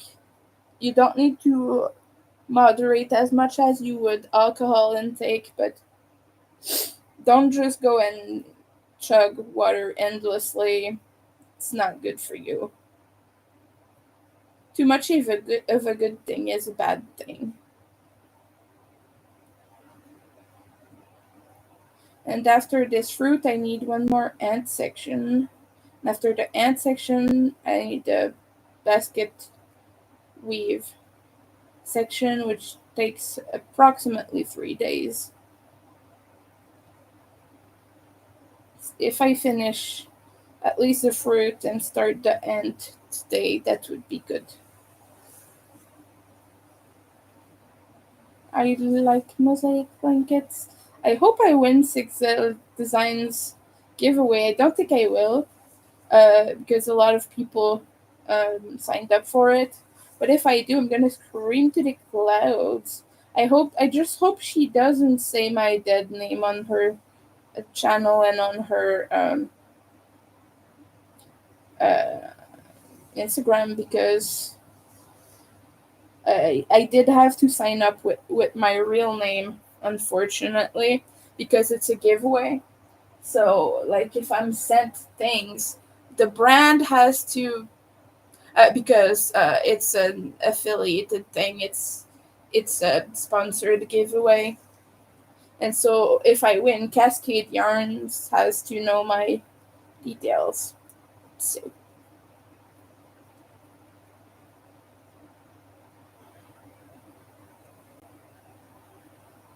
well, I will ask her to edit it, I guess, if she does, but I don't think I would win anyway. Like I said, it's a very slim chance. But if I do, it's gonna be made in red and black. Red and black. It's a lovely combo. For those who aren't aware, it's a giveaway for her new pattern Gothica. It's not out yet. It will be soon. The giveaway was for a week. I don't know when that week ends. We're technically the weekend now, but like it was for the duration of a week, and it was up a few days ago, so I don't know when that ends. Maybe check Six Old Designs channel and look at the giveaway rules and look at her website, and you'll know. It's a gorgeous blanket. I'm gonna find a way to get the pattern. Like, I'm gonna buy that pattern as soon as it comes out. If I don't win, I will, promise. But yeah, of course, if you win the giveaway, you win not only the yarn but the pattern as well, of course, and you win enough yarn to make the um, Afghan size. I think it was Afghan sized. It's pretty large. It's about twice the width of a person, even more than that a little bit. It's quite big on camera. It was quite big. And it's 26 skeins of Cascade Pacific. 26 skeins. And so I imagine they give you the number of each color you need, but in total it's 26. So you probably more need more background color because it's gonna be all double crochets versus you have a few black double crochets here and there to the pattern. But yeah, I'm just excited a lot about that.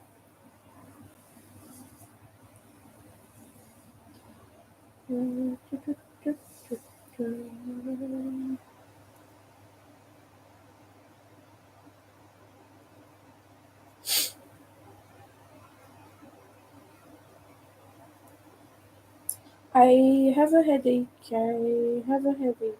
I have a headache.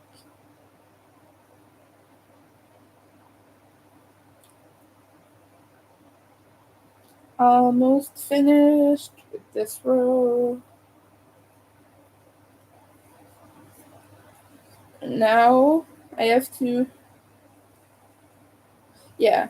Okay, no, I don't have to change the skins I have on my desk now. I'm just. My brain is confused.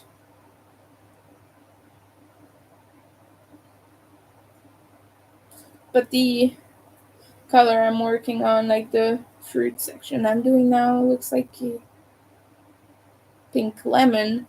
It's a pink lemon. Could have done lime. Would have been good. But the other one I did is mint chocolate chip ice cream with green borders because that's what the pattern had, and I didn't think it through. I was thinking it was gonna be some sort of weird melon, but I remembered that even honeydew have light colored seeds, and this one has dark colored seeds, so it's mint chocolate chip. I know it doesn't make sense to you because you have not seen it, but mint chocolate chip ice cream.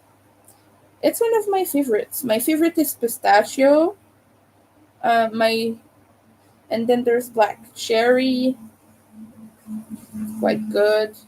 But mint chocolate chip is one of my favorites. It does not taste like toothpaste. It has a very different taste. People's taste buds are dead to say things like that, or maybe it's just because I'm autistic and I catch on those things. Like, I will feel it if it really did taste like toothpaste. It would taste like toothpaste to me. Like, I would notice that, and maybe not. I'm not invalidating it for another person. Like, to you it might feel like that, but that's the thing. For me, it does not have that taste. It tastes like mint. Well, artificial mint flavor, not actual mint. Mint has a very distinctive flavor, but I like the artificial stuff as well. And I like chocolate mint together. Yummy, yummy. Someone said it's just toothpaste flavored chocolate, and I was like, no, how dare you say such things? It's mean. I love, love, love mint and chocolate together. And it's because of mint flavored Aereo bars. Aero or Aereo. I don't know how the heck it is pronounced. You know those bubbly chocolates. I think it's exclusive to like the UK and Canada. I don't know if you have that in the States. I don't think you have that specific brand. I was told it's not. Mm, so, who knows, really? Someone might be able to correct me on that. Do you have aerial bars in the States? I know that you have specific things. We have Malteser and you have another one. These are balls with crunchy filling. I don't know which ones you have, but here we have Malteser. And it's the UK brand as well. Here we have all dressed Humpty Dumpty. No, not Humpty Dumpty. Ruffles. I'm so sorry. It's just because both are blue. That's why I'm confusing them. But we have flavored. We have all dressed flavored Ruffle chips, and we have ketchup chips in Canada. It's a big thing. I love ketchup chips. I love that. It tastes more like acidic um, um, tomato paste. Not paste, but tomato powder. Garlic and tomato powder. Then it tastes actual ketchup, but it's really good. It tastes more like seasoning, which is the goal of it, of course, when you eat chips, you know. It probably doesn't make much sense to you what I'm saying right now, but I am one of the very rare people I know who like ketchup chips. My dad prefers original. I think my maybe it was my brother. I know there's someone in my life who likes them too. I just don't remember who. That's me, very attentive to people in my life. I'm sorry. I have bad memory for stuff. It doesn't mean I don't care. It just means I have CPTSD. That's what it means. A person is not uncaring because they are mentally ill, you know?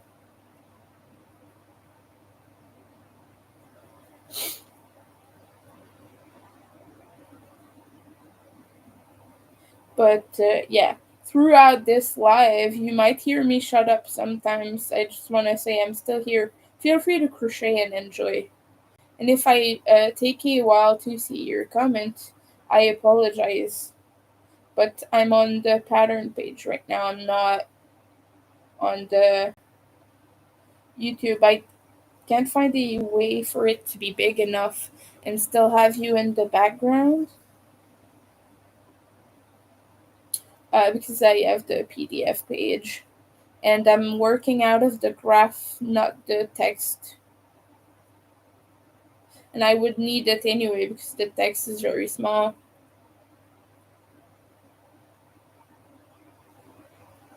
Holy hell. Yeah.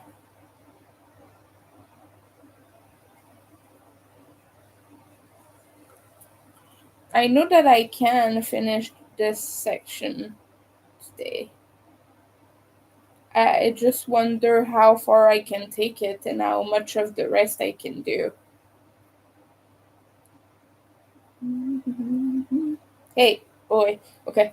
Having a little bit of trouble.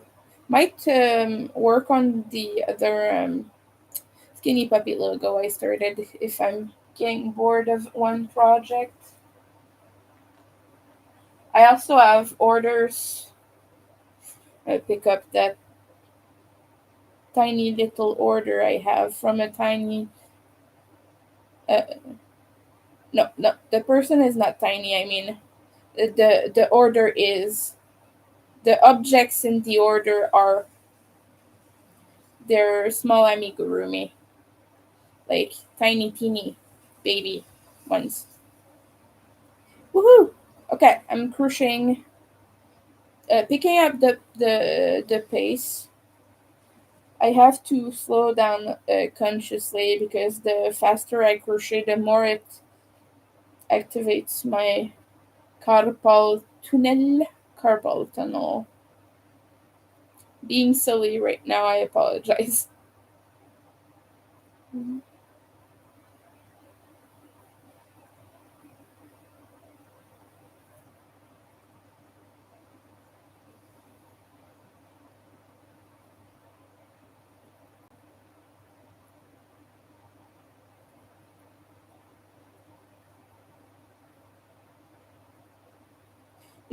Have you ever tasted pink lemonade? It's a bit the inspiration behind the section I'm doing right now, and I'm using a very intense pink, very bright pink, with a lighter pink, like a light baby pink, even lighter than baby pink. So, like, pale pink, I guess, I don't know. But it looks like a pink lemon, so it gives me pink lemonade vibes. Have you ever tasted it? I like it a lot. It's yummy. Especially pink lemonade candies. I like that.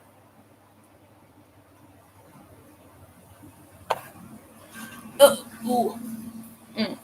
And also, it's fun to drink because it's pretty.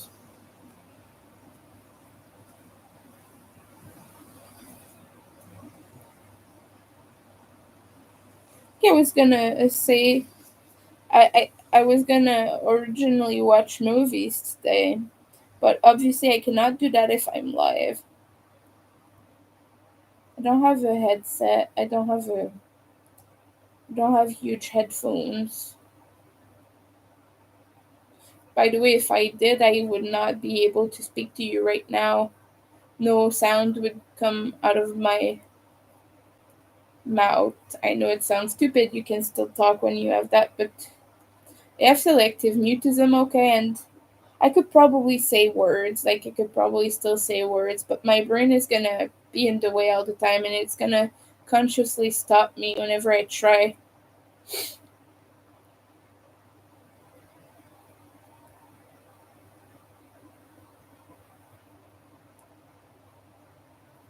Well, yeah, I keep thinking that I'm gonna mess it up, um, and do the wrong amount of stitches.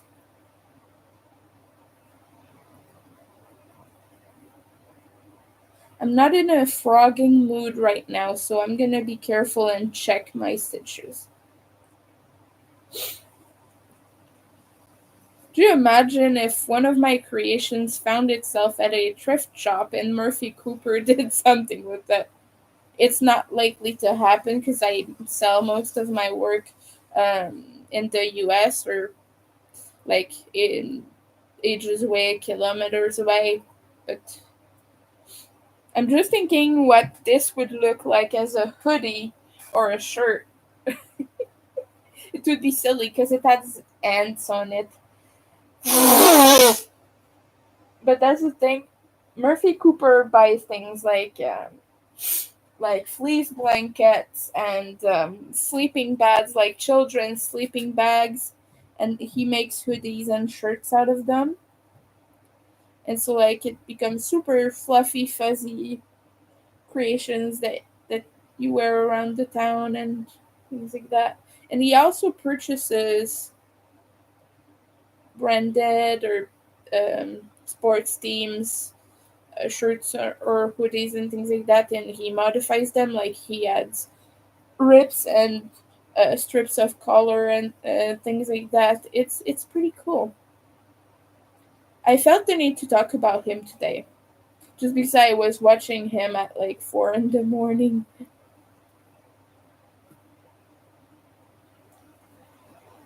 But he is very present in our culture.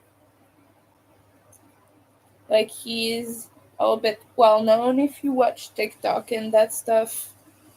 So he's been doing stuff like that since 2010, I think he said. No, more than that, since the no, even more since the beginning of 2000s, even before. Yeah, that's right. I think he said since 19 97, something like that. He's been doing it. Yeah, he's been doing things like that for a long time. I don't want to remember the number he said, but he's been creating, and a lot of people think he is super weird and homeless and things like that because he has a very unique style. No, he has shaved sides, and obviously he's um, losing a little bit of hair too. So, and he has a very large mustache, so that adds to like people are very judgmental about people's appearance, and he gets a lot of weird comments about it. And people think that he's homeless and not doing anything just because he goes in the city with his camera. He goes downtown Montreal and he films himself and does nothing. Like to people, it appears as if he does nothing, but he interacts with people who say hello and things. But like people in the comments go wild, like get a job, blah blah blah. Well, that is his job. He doesn't do brand deals or anything. Like he lives from his t-shirts and hoodies and creations that he does. And I would guess media appearances. I don't know if he gets paid for those. I would hope so because you deserve to be paid for the content you put out there. Like if someone wants your presence in something, I think it requires payment. That's my take on it. Like a lot of yarn influencers or bigger accounts or designers are starting to speak up about this, but they are constantly offered free yarn in exchange for free publicity. And that is not a fair trade at all because you spend hours and hours editing your videos, making TikToks, and editing photos, making an ad for this thing, and crocheting the thing or knitting the thing that they want you to make. And they have very strict policies, like you have to make a certain amount of TikToks and reels and this and that. And they say, like, yeah, do that for a few skeins of yarn. No, people are starting to say no. You pay me or I go. You pay me or I'm not doing it. And I think that is very good. Some brands are especially bad about that I've been hearing from designers. Premier has been putting shitty quality yarn and sending shitty quality yarn in exchange um for that kind of advertisement from influencers. And it's been sending completely destroyed skeins, yarn that doesn't hold. Like the quality has gone downhill. I think that's what people were saying. I've not bought from them in a while. The skeins I do have are okay, but it's from a few years ago, so I don't know. Like I have Premier Eversoft. That's mostly what I have. And what was I?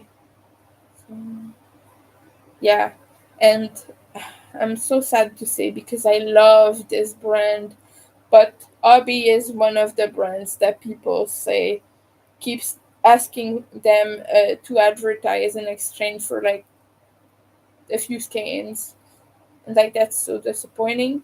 And apparently they treat their influencers horribly and are very strict about like that. And they ask a lot of you, and they are like, I've heard that they've been abusive to some people, and like I can't attest to that because they have never partnered with me. I've never partnered with them, but I keep reading everywhere about that, and I'm sad. But it's every brand that does that, right? It's funny to say, but smaller brands and companies are the one who seem to be treating their influencers more um fairly. It's sad. I'm gonna say it. I think it's sad, and you always take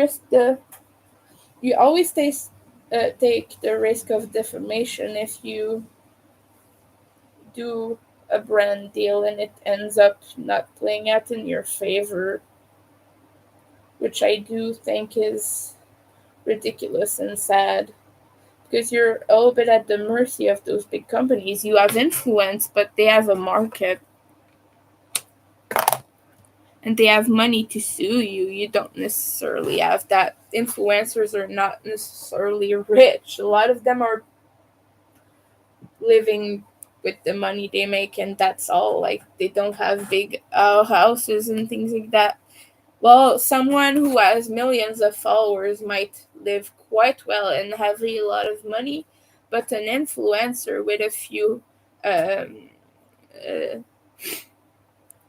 a few thousand views, or not views, subscribers or followers, or like a few tens of thousands, a few 10Ks, like 20K, 30K. That person is not gonna make a lot of money from that. I'm telling you, it's not a place where you're financially secure to the point where you can allow yourself to just say F off and take free yarn and be okay. I'm gonna do your none of that. But you shouldn't, even if you're rich, like, you shouldn't sell yourself short and agree to do that for free for a brand. Like, volunteer work and everything and helping out and being part of a community is one thing, but brand deals are another game. You should be paid for your work. That's what I think. And a lot of people think the same thing. A lot of people like to criticize and say, "Oh, these influencers, they are so entitled and everything, blah blah blah." You don't deserve more than a few skeins for doing this, but that is stupid. Like, that's a lot of work.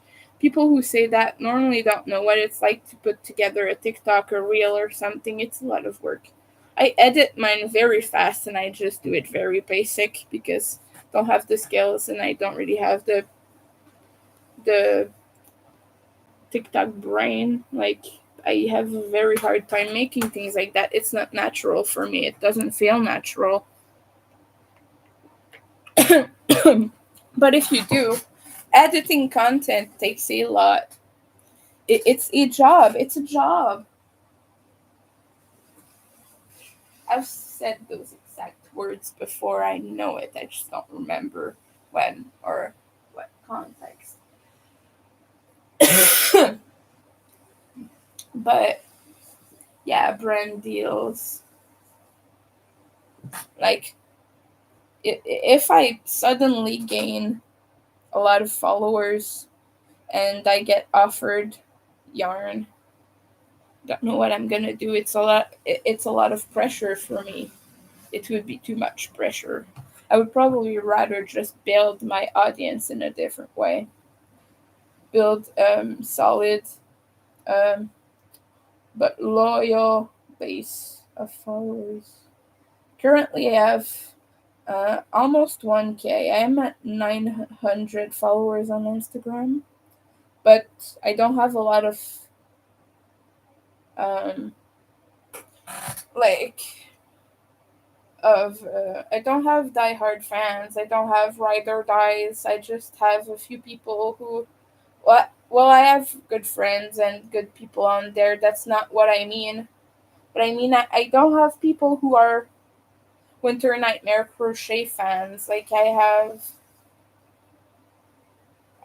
have people who decently like me and support me, but I don't have fans, you know? Like some of these designers do. Some of these bigger accounts, they do have fans. Like we had Nessa on there the other day from Nessa's Knots. And I've tested for her twice. She is super nice, super amazing. Liked working with them a lot. If you see me alternate between pronouns, it's because they use both she, her, they, them. So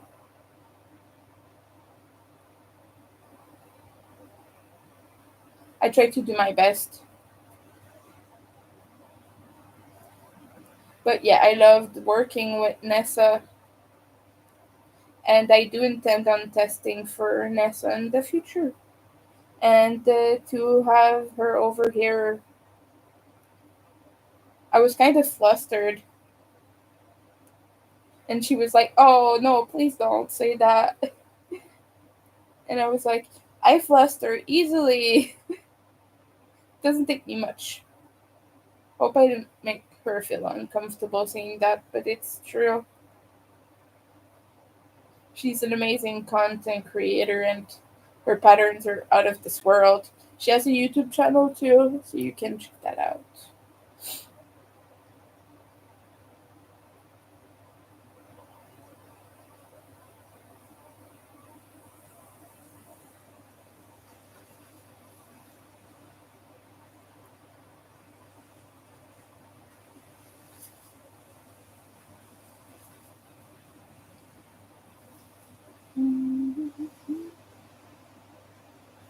Yeah.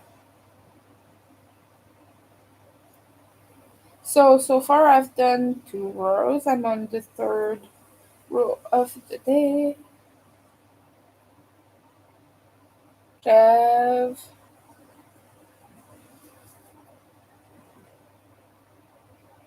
6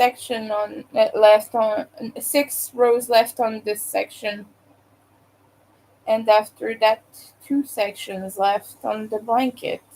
I'm very close to completion. Don't think I will do a border because that's a lot of work. I think I will just leave it as that and then take photos and take my time to make a border. I don't know, but I will have finished the pattern.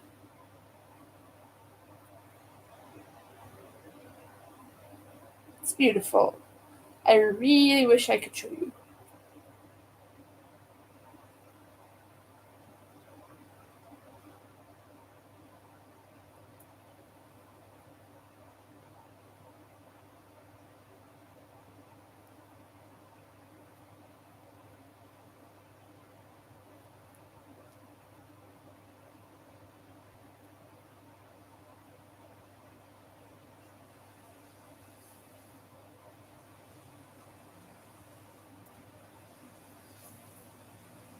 I've made it. I've made it.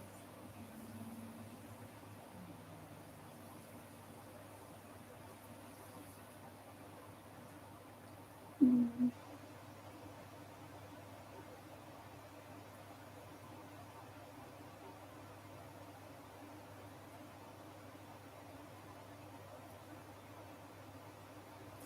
This will probably be one of my most yarn consuming projects. Outside of the other mosaic blanket, I've done the square one with the naturey color squares that I had, like sand, brown, sage, mushroom color. I had a mushroom color and the grayish brown. That was beautiful. It took so much. So heavy. It was almost 2 kilograms, or was it more? I don't know. It cost a bunch to ship, which is okay.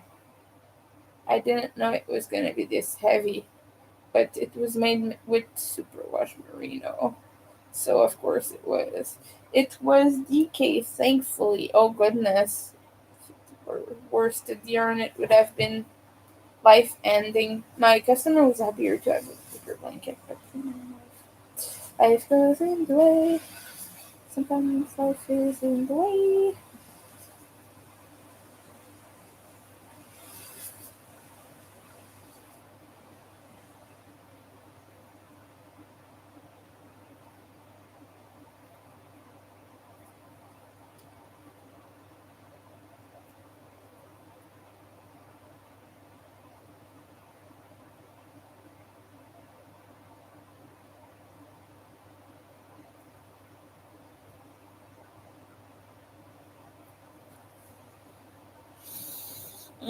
Oh, back hurts.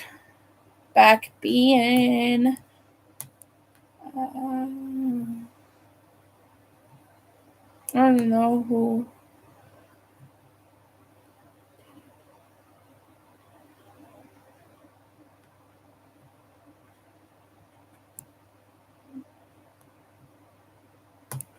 I have sore knee.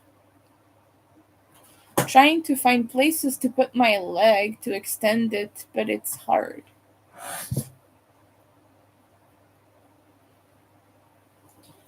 My knee does not like me. Sad winter. Okay. I have a video to edit too. Oh, that's right. I realized that I can't do that while I'm live. I always forget the parameter of my work. Gods.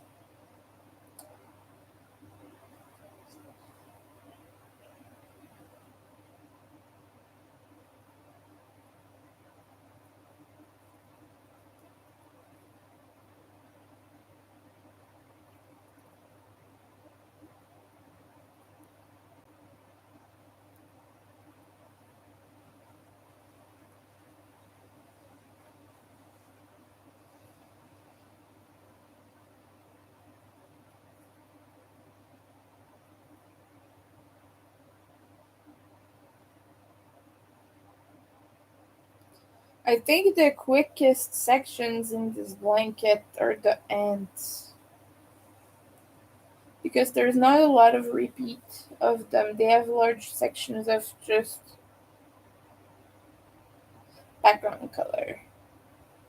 So as you make the ants, like it goes by super quickly.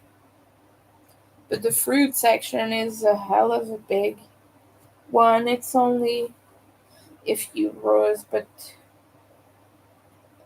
the pattern repeats a lot. Somehow psychologically, it feels longer. Even if it's the same number of stitches.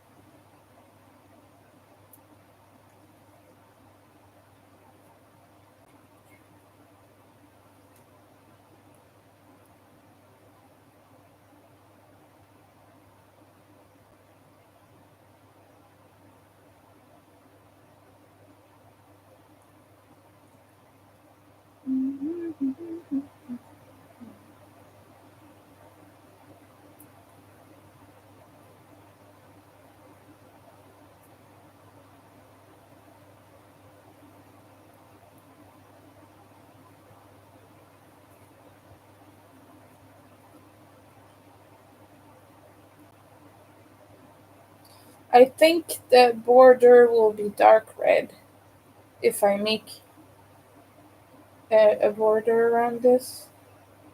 I think it would be the most viable situation. I've not done an envelope border yet, but it would look really good. Will look amazing.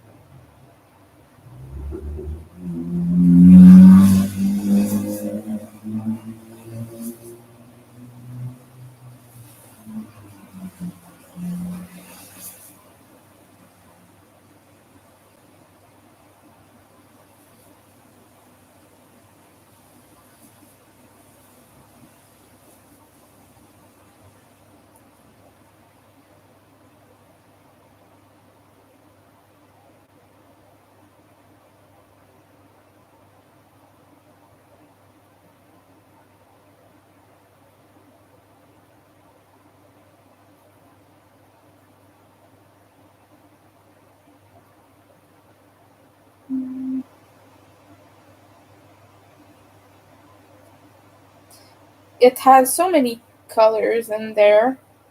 Like I kept it to like turquoise-ish, greenish tones and pinkish tones, and one dark red. But it just has so many shades. It's satisfying. I have mint green. I have a turquoise. I have a dark green, bright pink, light pink. Like very, very light pink, not just. Yeah, I said this earlier already. And I said dark red. Am I forgetting a color in this? Oh, yeah, magenta.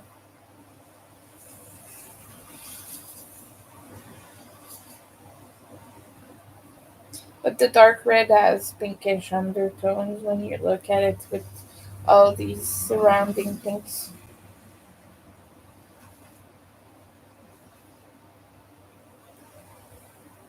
Because if I were to use one of the greenish colors for the border, it would take on a baby look. I don't think it would look nice. And not the bright pink either. So I'm thinking a dark border would be the best. Winter is gonna do a dark border. Evil. I am evil a little bit sometimes.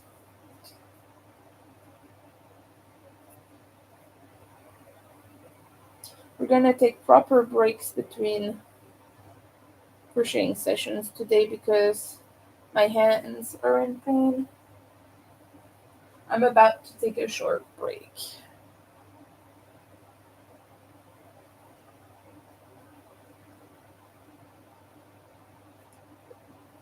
I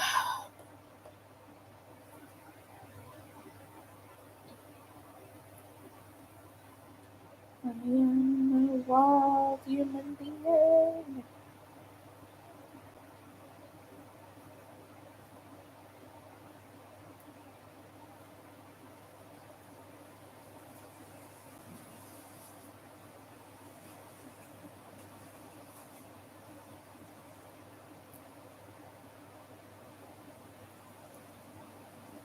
One, scratch head. Two,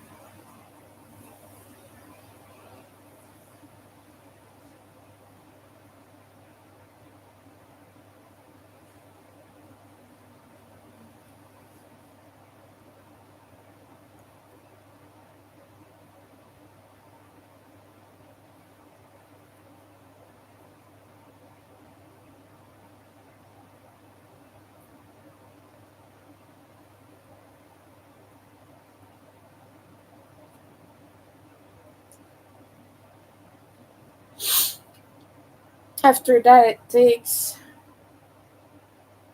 Yeah, okay, I'm good. It's a lot of double crochet in the next row, so I have to take a break. My neighbors are banging on the ceiling again. Why do you do this? Why are you so freaking stupid and rude? I'm just in my living room talking at a natural level right now. They're banging right under my chair. You can't hear it, but I can feel the vibrations. And it's not renovations this time because their apartment is under a lot of reparation, but this is them knocking with their fists.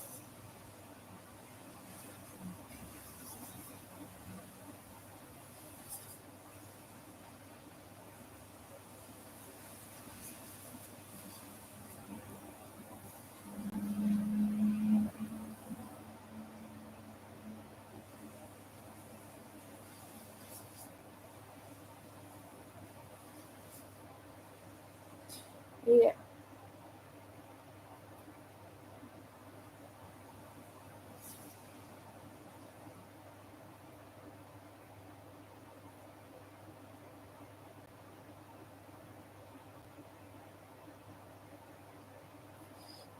Yeah, boy.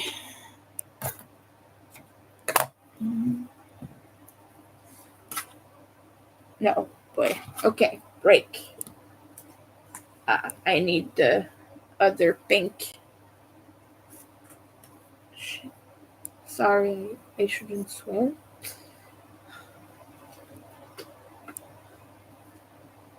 My yarn is starting to tangle in that place. But after that, I can drop that skein after I'm done with this section. This bright pink is gonna be over done with. Crack knuckle. Alright. So I'm just gonna prepare the yarn for when I want to do this again. But short intermission.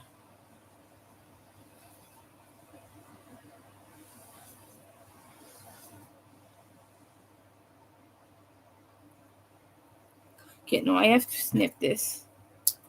I hate when I have to snip a knot so close to the end. Because it was knotted on itself and it would not undo, it would rip instead. So I don't know what is supposed to be done about that, but it would have messed up the yarn, so I snipped it.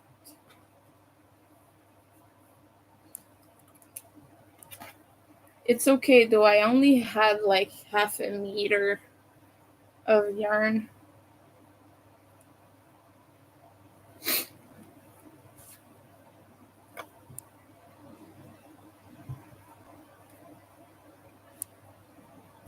Okay.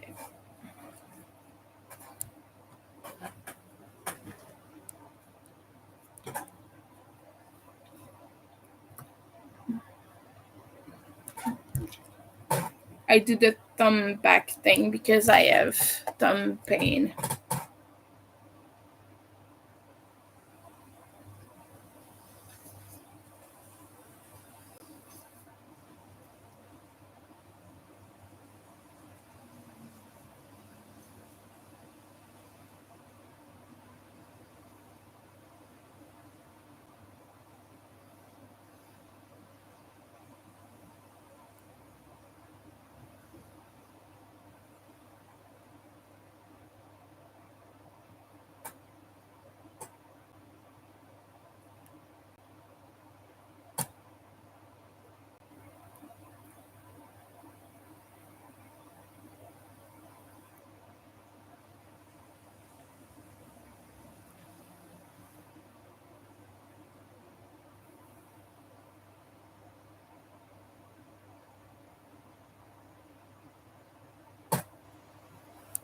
And this is also good if you struggle with your hands or just a normal stretch in general.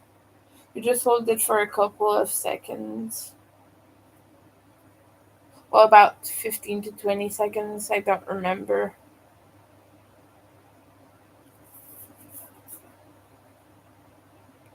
You do it up, but then down like this.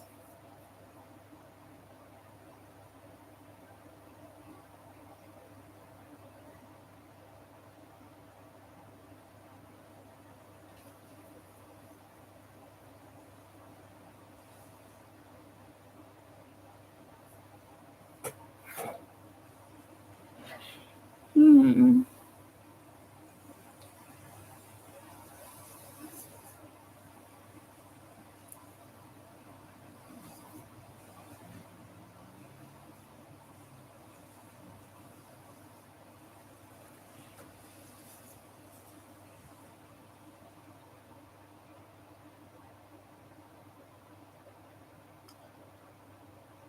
Bubbles.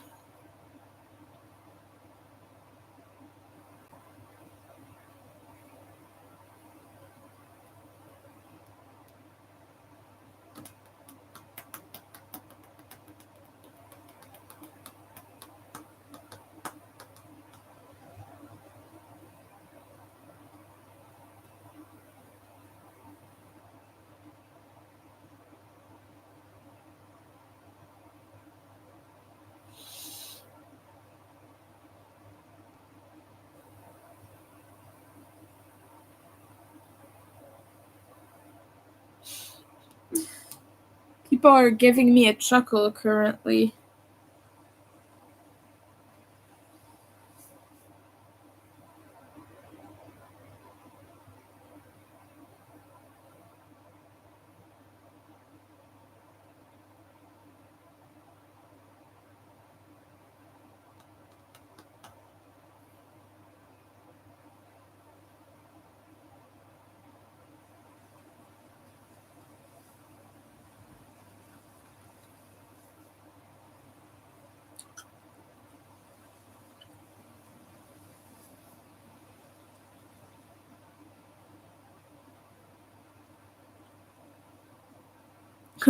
Someone is talking about the fact that Instagram and Threads require you to say your images are made by AI now. You have to check a little box, but Facebook doesn't have that. And a lot of influenceable people are on Facebook, but Facebook doesn't have that. It doesn't have that feature. It should. That would be great. All right, I'm gonna be right back again. I need to go to the room where the baths are. The baths, not the animal. I'm gonna be right back.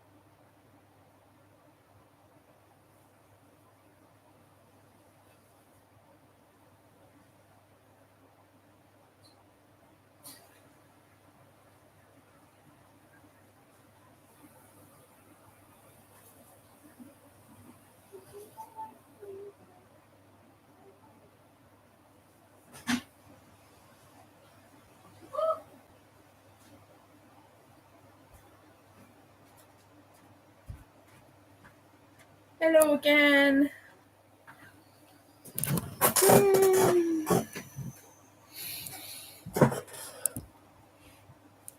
Okay, it's not me. Something smells. It might be someone cooking somewhere. I don't know.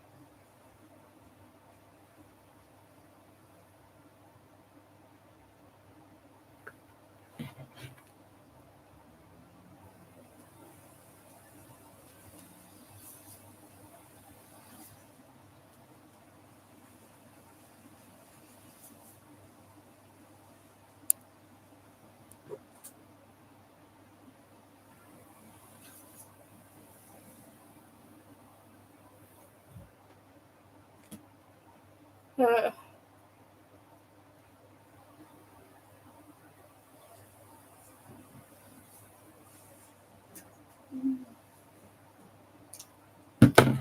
also,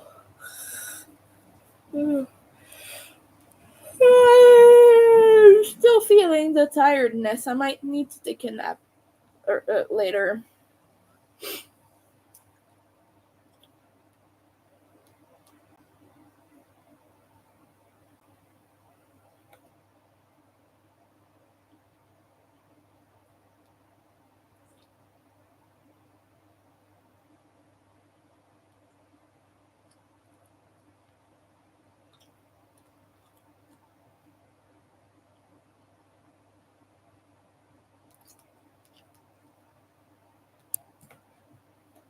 Holy. Anyway, water again.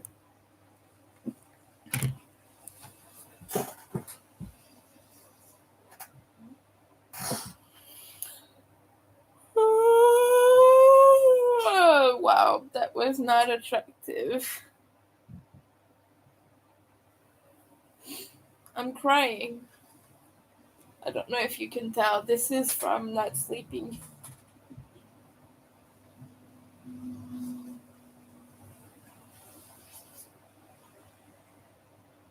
That's what I look like when I'm off stream, just going about my day. I just take periods of break and I just do nothing during them and I just stim on my chair like I'm doing. That's what you're seeing. It's moving. And I just like take random breaks of nothingness and yawn and stretch and things like that. That's living with neurodivergence. That's what it's like. Sometimes you just gotta do nothing. Yeah, I watched a horror movie to celebrate Saint Jean, which like I said, I don't celebrate, and just to be a little bit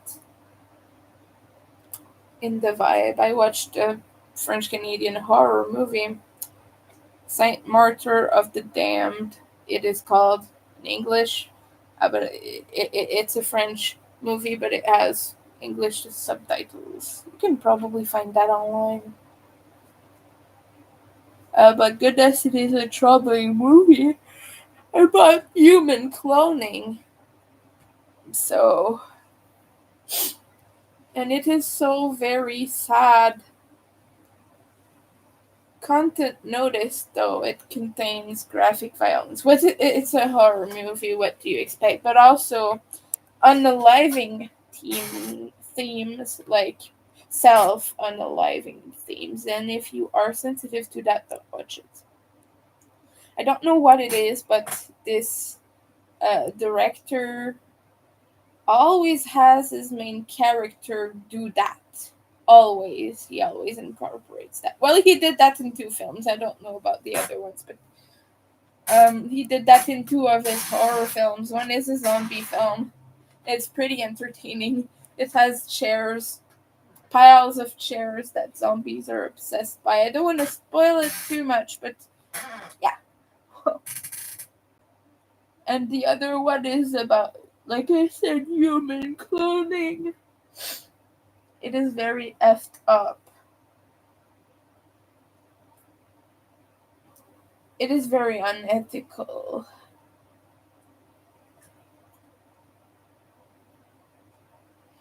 Because they don't just clone people. Okay, spoiler alert, I'm gonna spoil those movies, but in the one I watched yesterday that I had watched in the past, mind you, as a kid I watched that. Loved it, by the way. As a teen, yeah.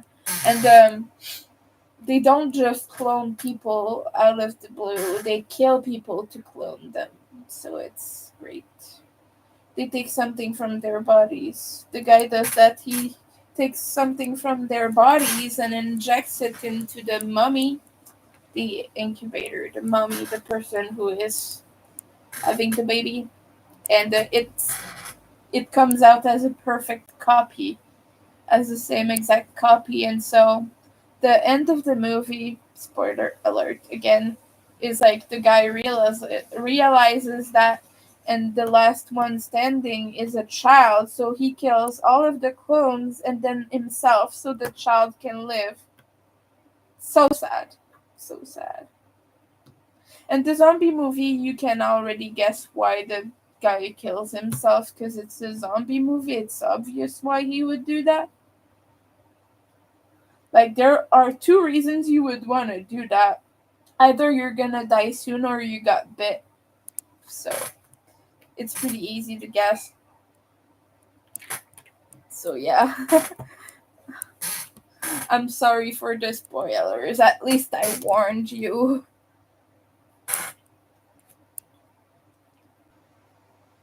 Oh boy.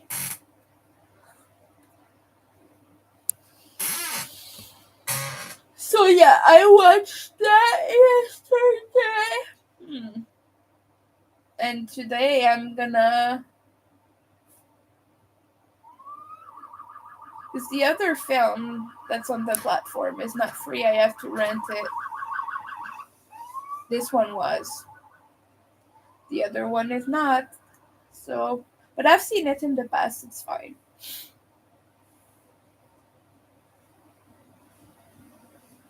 Yeah. It's funny because the zombie one, it's on Netflix US, but not on Netflix Canada. Sad. Life. Such is life.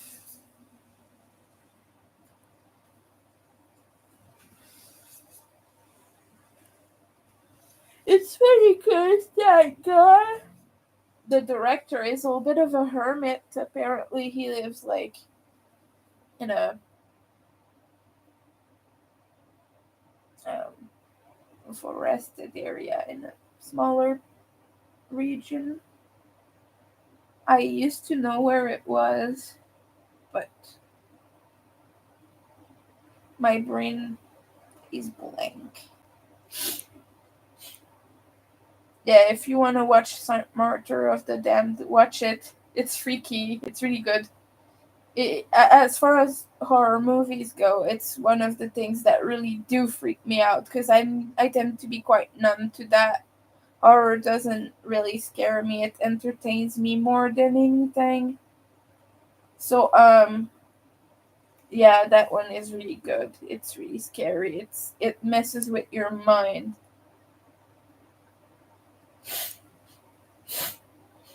Because it plays with your sanity.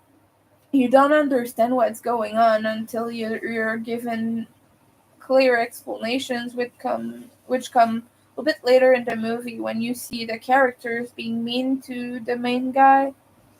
Like you understand, okay, they're messing with him, and there are ghosts and things like that.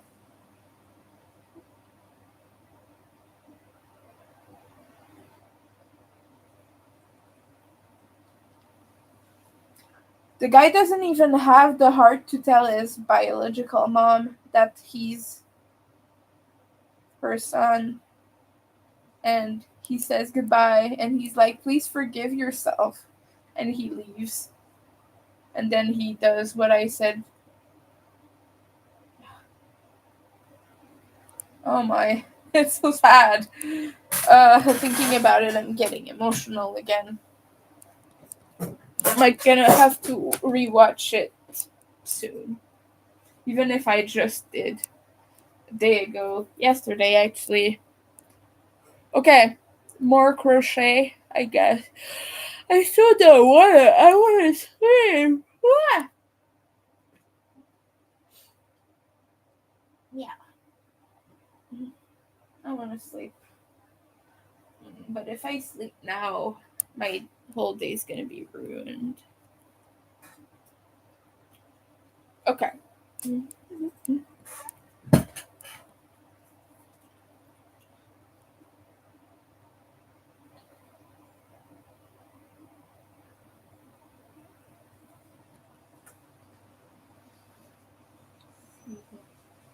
Okay.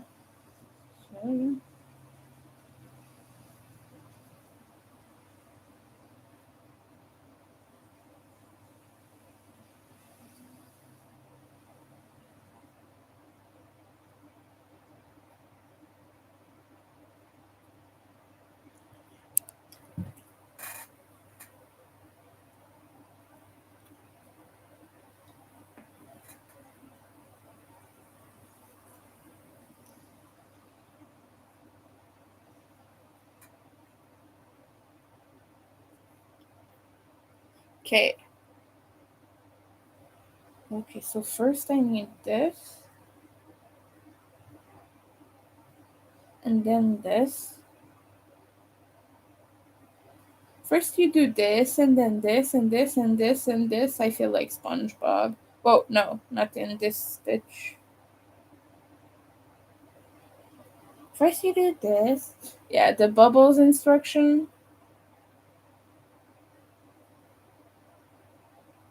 Double take 3 times. Was it that gets repeated 3 times? I don't know.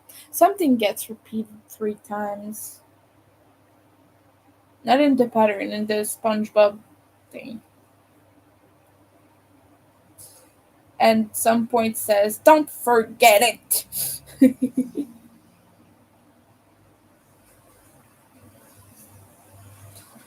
Boy.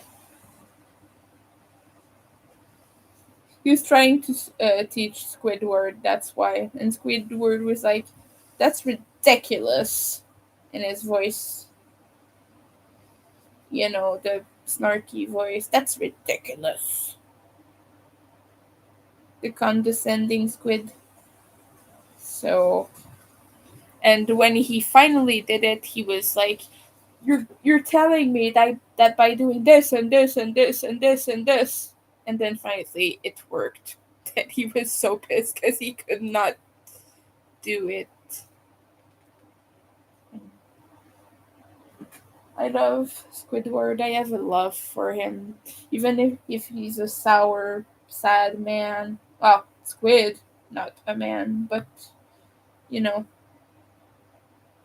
it's a good squid.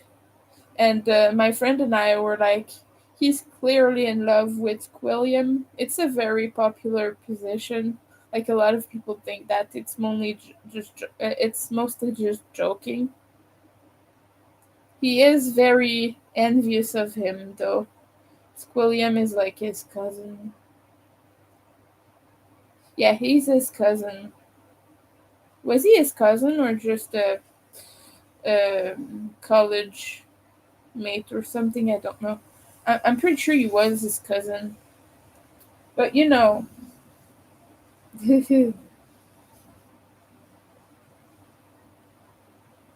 there's still fan theories about those two.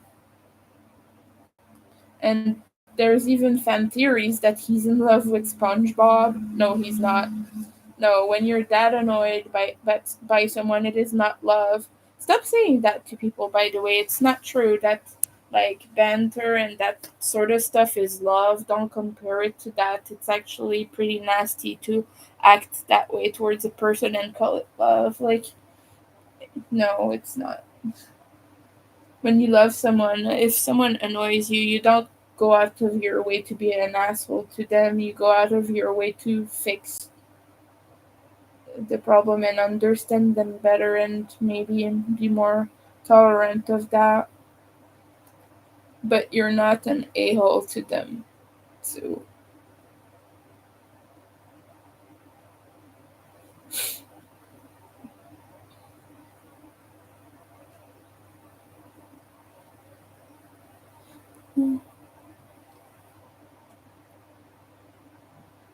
one of the playable units in one of my games really looks like Mr. Crab.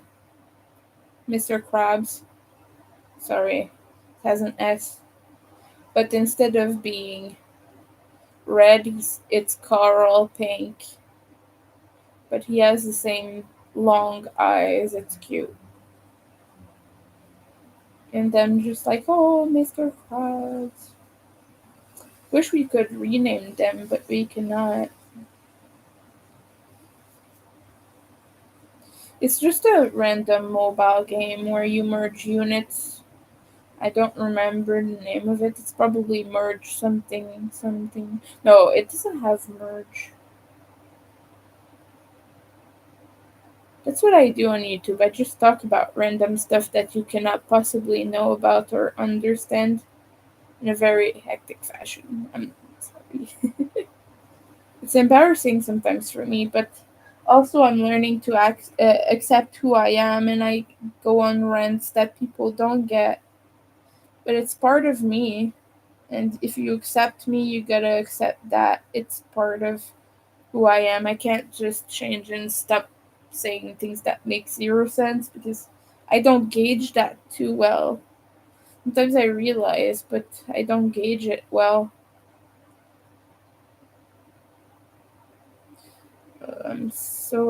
I'm in a weird mood.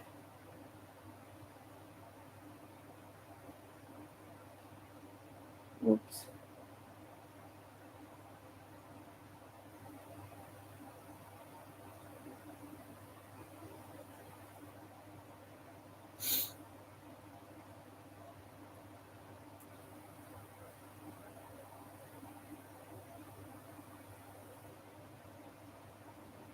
I forgot to edit my title to say crochet with me.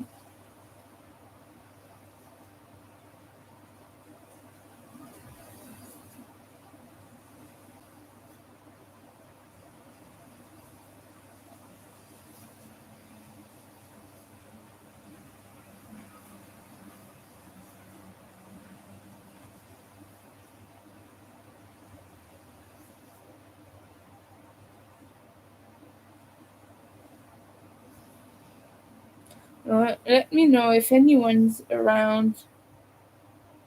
You watched horror movies recently. Is anyone even into that?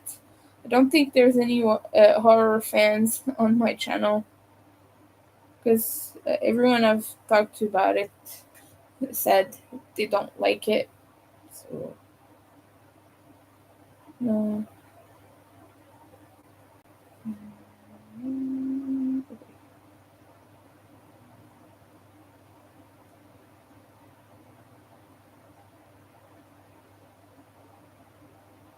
But yeah, just as in any horror movie, main character is not too smart. Could have just left the freaking town as soon as something weird started happening. He's a journalist, and he was supposed to go there and expose a huge family affair and find out. Well, the real goal of it was to find out who he is, a clone. But like he's not too smart, right? He could have left and just saved his damn self. And called the police, and the police would probably have found his friend, who ultimately dies, by the way. But no, he came back and he continued looking for answers and eventually got them, and led to that completely messed up ending. But it was good. It's a very good film. It's almost 2 hours too, so it's very long.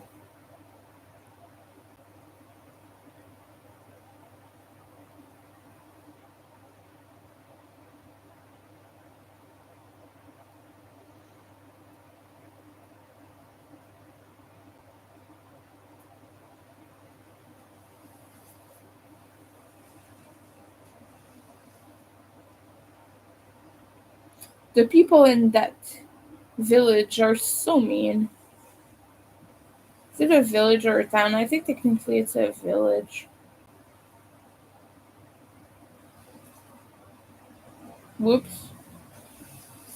I think I keep doing the wrong stitch. I'm so unfocused.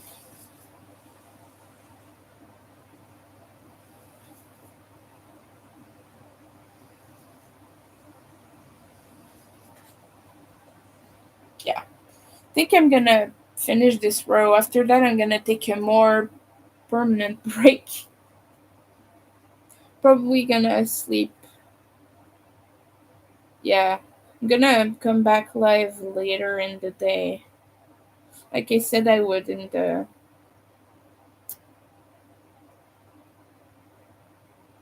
um, community post. Community post. Post de communauté. Publication de communauté, maybe? I don't know. We say post in French too now. Social media has ruined that for us, which is okay. So if I talk about something from Facebook, I say j'ai fait un post sur Facebook, not j'ai fait une publication or j'ai écrit un post. We don't even say post, we say post, like the English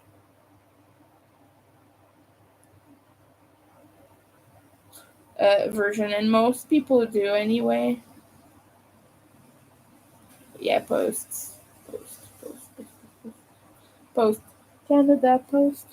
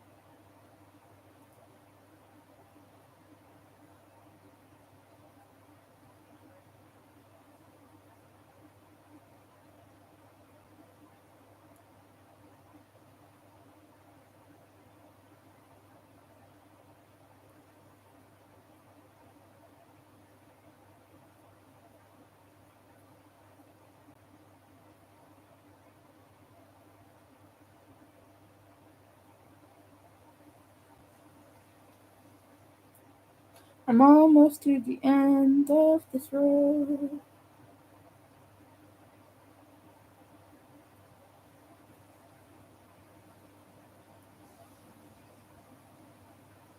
I think I'm gonna take a couch nap and scroll social media a little bit and go to sleep and wake up, eat food, come back alive, do more stuff. So feel free to crochet along while I'm here today and later, like right now and later. And feel free to continue crocheting or enjoying your Sunday.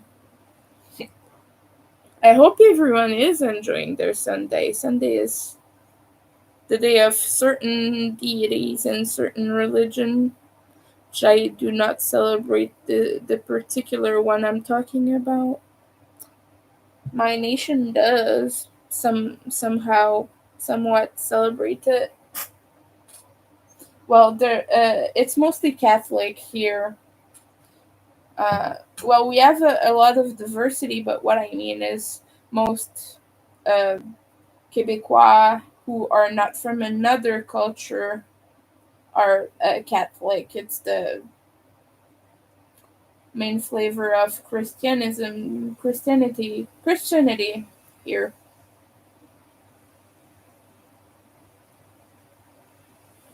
There's probably others that I don't know, but yeah. And I was saying there's also a very big Jewish community in Montreal, but it's mostly closed. It's an acidic community. Um, there's a lot of Muslims too. But I was talking about the main branch of Christianity here. It is Catholic.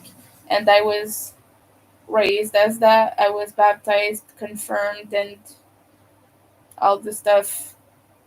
But I do not believe and I do not practice Christianity. I practice paganism.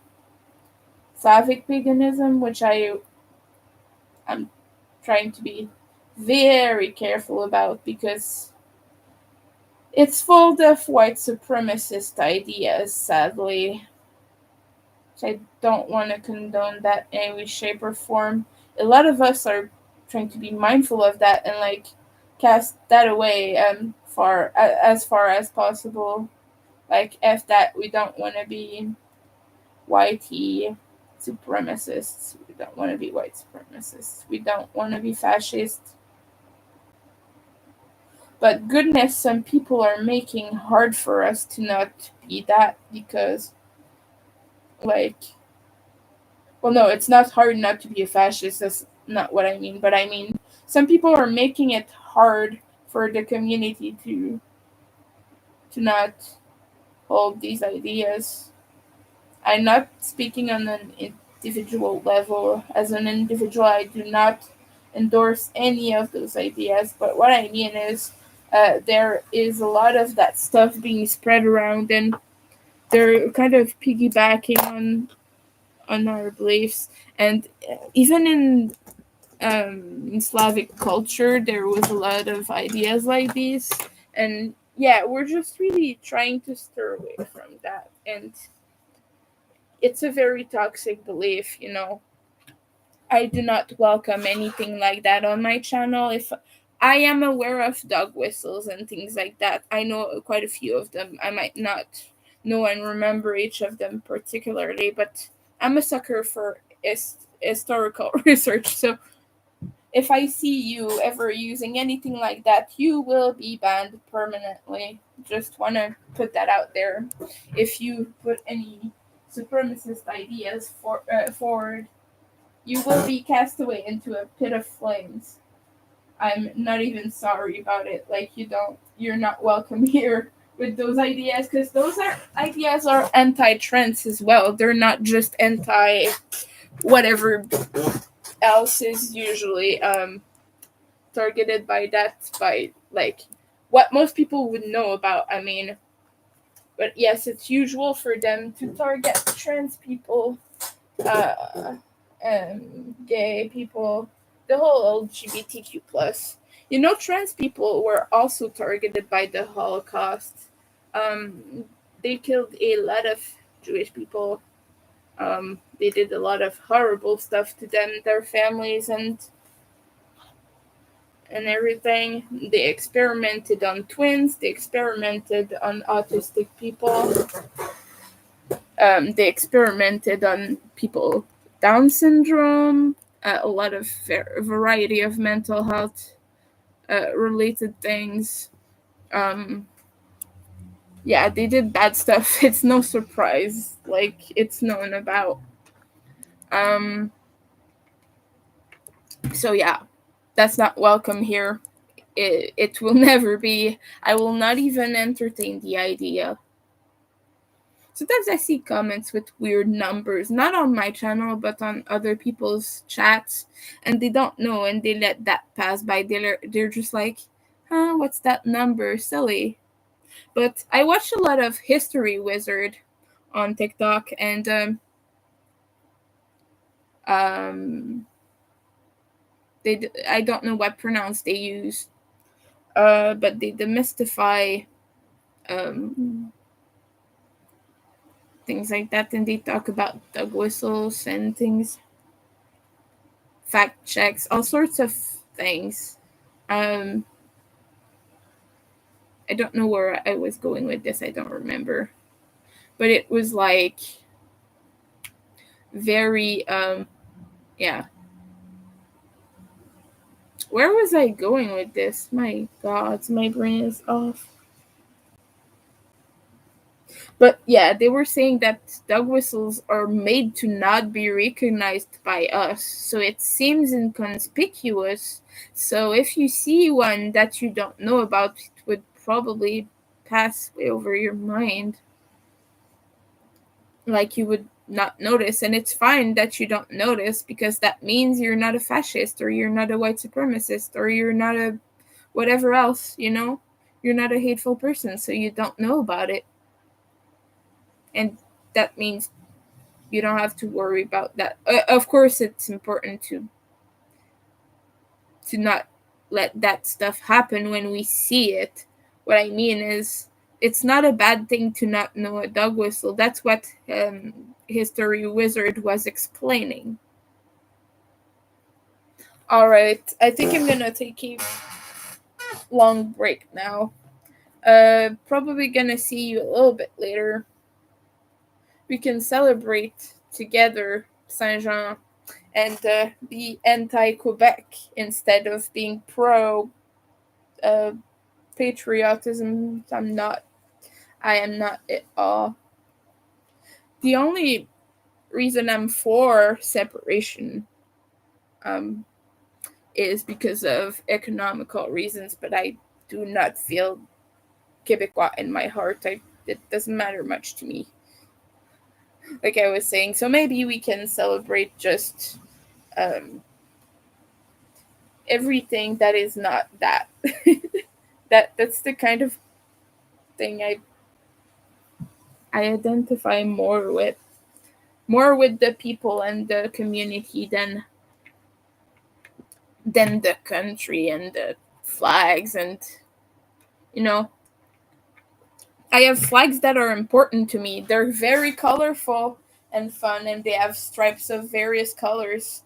And the reason is simple: it's the community I'm interested in. It is not silly ideas like we're French Canadian, we're Quebecois, we speak French here, and we reject uh, immigrants and blah blah blah. It's a very big position here. I know it's in the States as well. Like, it's a very big thing in the States. There are a lot of conservatives who are very resistant of immigrants, sadly, very sadly. But yeah, it's a position that is quite popular over here as well, even within the younger folks who are a little bit more conservative. I used to have a friend in college. I'm not in her life anymore, but she was a way racist. While she was not racist against all groups, but not publicly anyway, probably was anyway, but she was very what's the term? She was paranoid about a lot of things Muslims did. So it's always bitching about burqas and things like that, and all the different types of veils. And she was like, yeah, but for my safety, I don't see their faces. It's freaking me out. You know what's freaking me out, lady? Being around you. Because you're intolerant. You're an intolerant piece of poop. I don't want to be around you. Because I have my individuality. I have my beliefs that are not traditional where I live. Like, I'm gay as heck. I speak English most of the time. I'm weird. I don't fit in, so I don't feel safe around you if you don't feel safe around someone just because you can't see their face. What does it change? The facial expressions, are they really that important? You can see most of that in their voice tone anyway, and you can still see their eyes most of the time. There is one specific one where there's a grid in front of the eyes, but like most of them have at least a part of their face visible. And I don't know, I just don't agree with her on that. I guess I'm a bad Quebecois, which is completely stupid as an idea. And I'm not a nationalist either. Like, I don't identify with Canada either. I just lost my the thing in the back of that.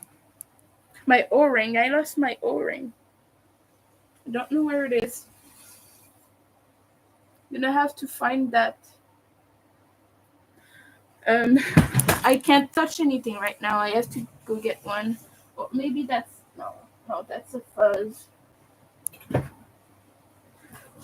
Let me see, because I need to find it. Otherwise, I'm gonna lose my eyelet, and I don't have another one.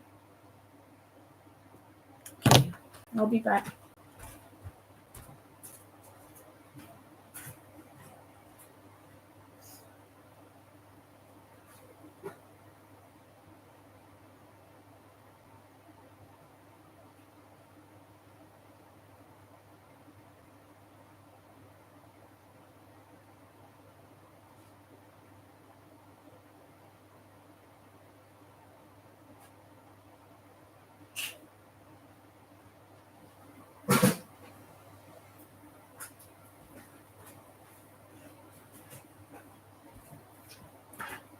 But yeah, I just don't know how some people get off thinking that their sense of security is owned by marginalized people, and that we, marginalized community, have to tiptoe around them. That should be the other way around, because yeah, of course everyone's safety is important. That's not what I mean. What I mean is, you have that one lady who's terrified of seeing a person with a face covering, and you have that person who faces racism and very, very harsh remarks every day, and whose life is often threatened because people are paranoid and they cannot teach because nobody wants to hire someone like that. Like that, the big hateful thing. People all think they're dangerous or whatever, which is completely stupid. Sorry, throat problems. And yeah, so they're facing a lot more poop than you are. And you just decide, yeah, I don't feel safe around you. I don't want to see you. It's just being comfortable in your whiteness and privilege at that point. I'm sorry. I'm white and I'm privileged. But I guess that being part of other marginalized groups makes me more sensitive to the problems of some. Like, I cannot know what it feels like to have someone be racist towards me because I'm white, but like, racism against white people is a myth. That's not how racism works. Racism is discrimination towards a marginalized group of people, not the group that is the most seen and the most heard. So yeah, it's a myth. There's nobody's racist about pasty folks like us. I'm sorry, it's not a thing. I know a lot of people like to use that, but not a thing. Um but yeah, I just wanted to touch on the subject and say I have no tolerance for that sort of hate. Oh, my flashlight was still activated on my phone.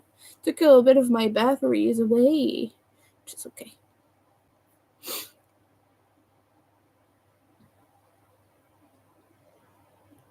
So anyway, I'm gonna have a short nap, navigate social media, maybe have a little bit of food. Why did I say a lot? I already ate a lot, but when I wake up, I'm probably gonna be hungry again. So bye everyone. I'm gonna see you later. Thank you for watching. Thank you for liking. Thank you for lurking. Thank you for just being around. I appreciate that very much. And so I will see you later. Bye bye.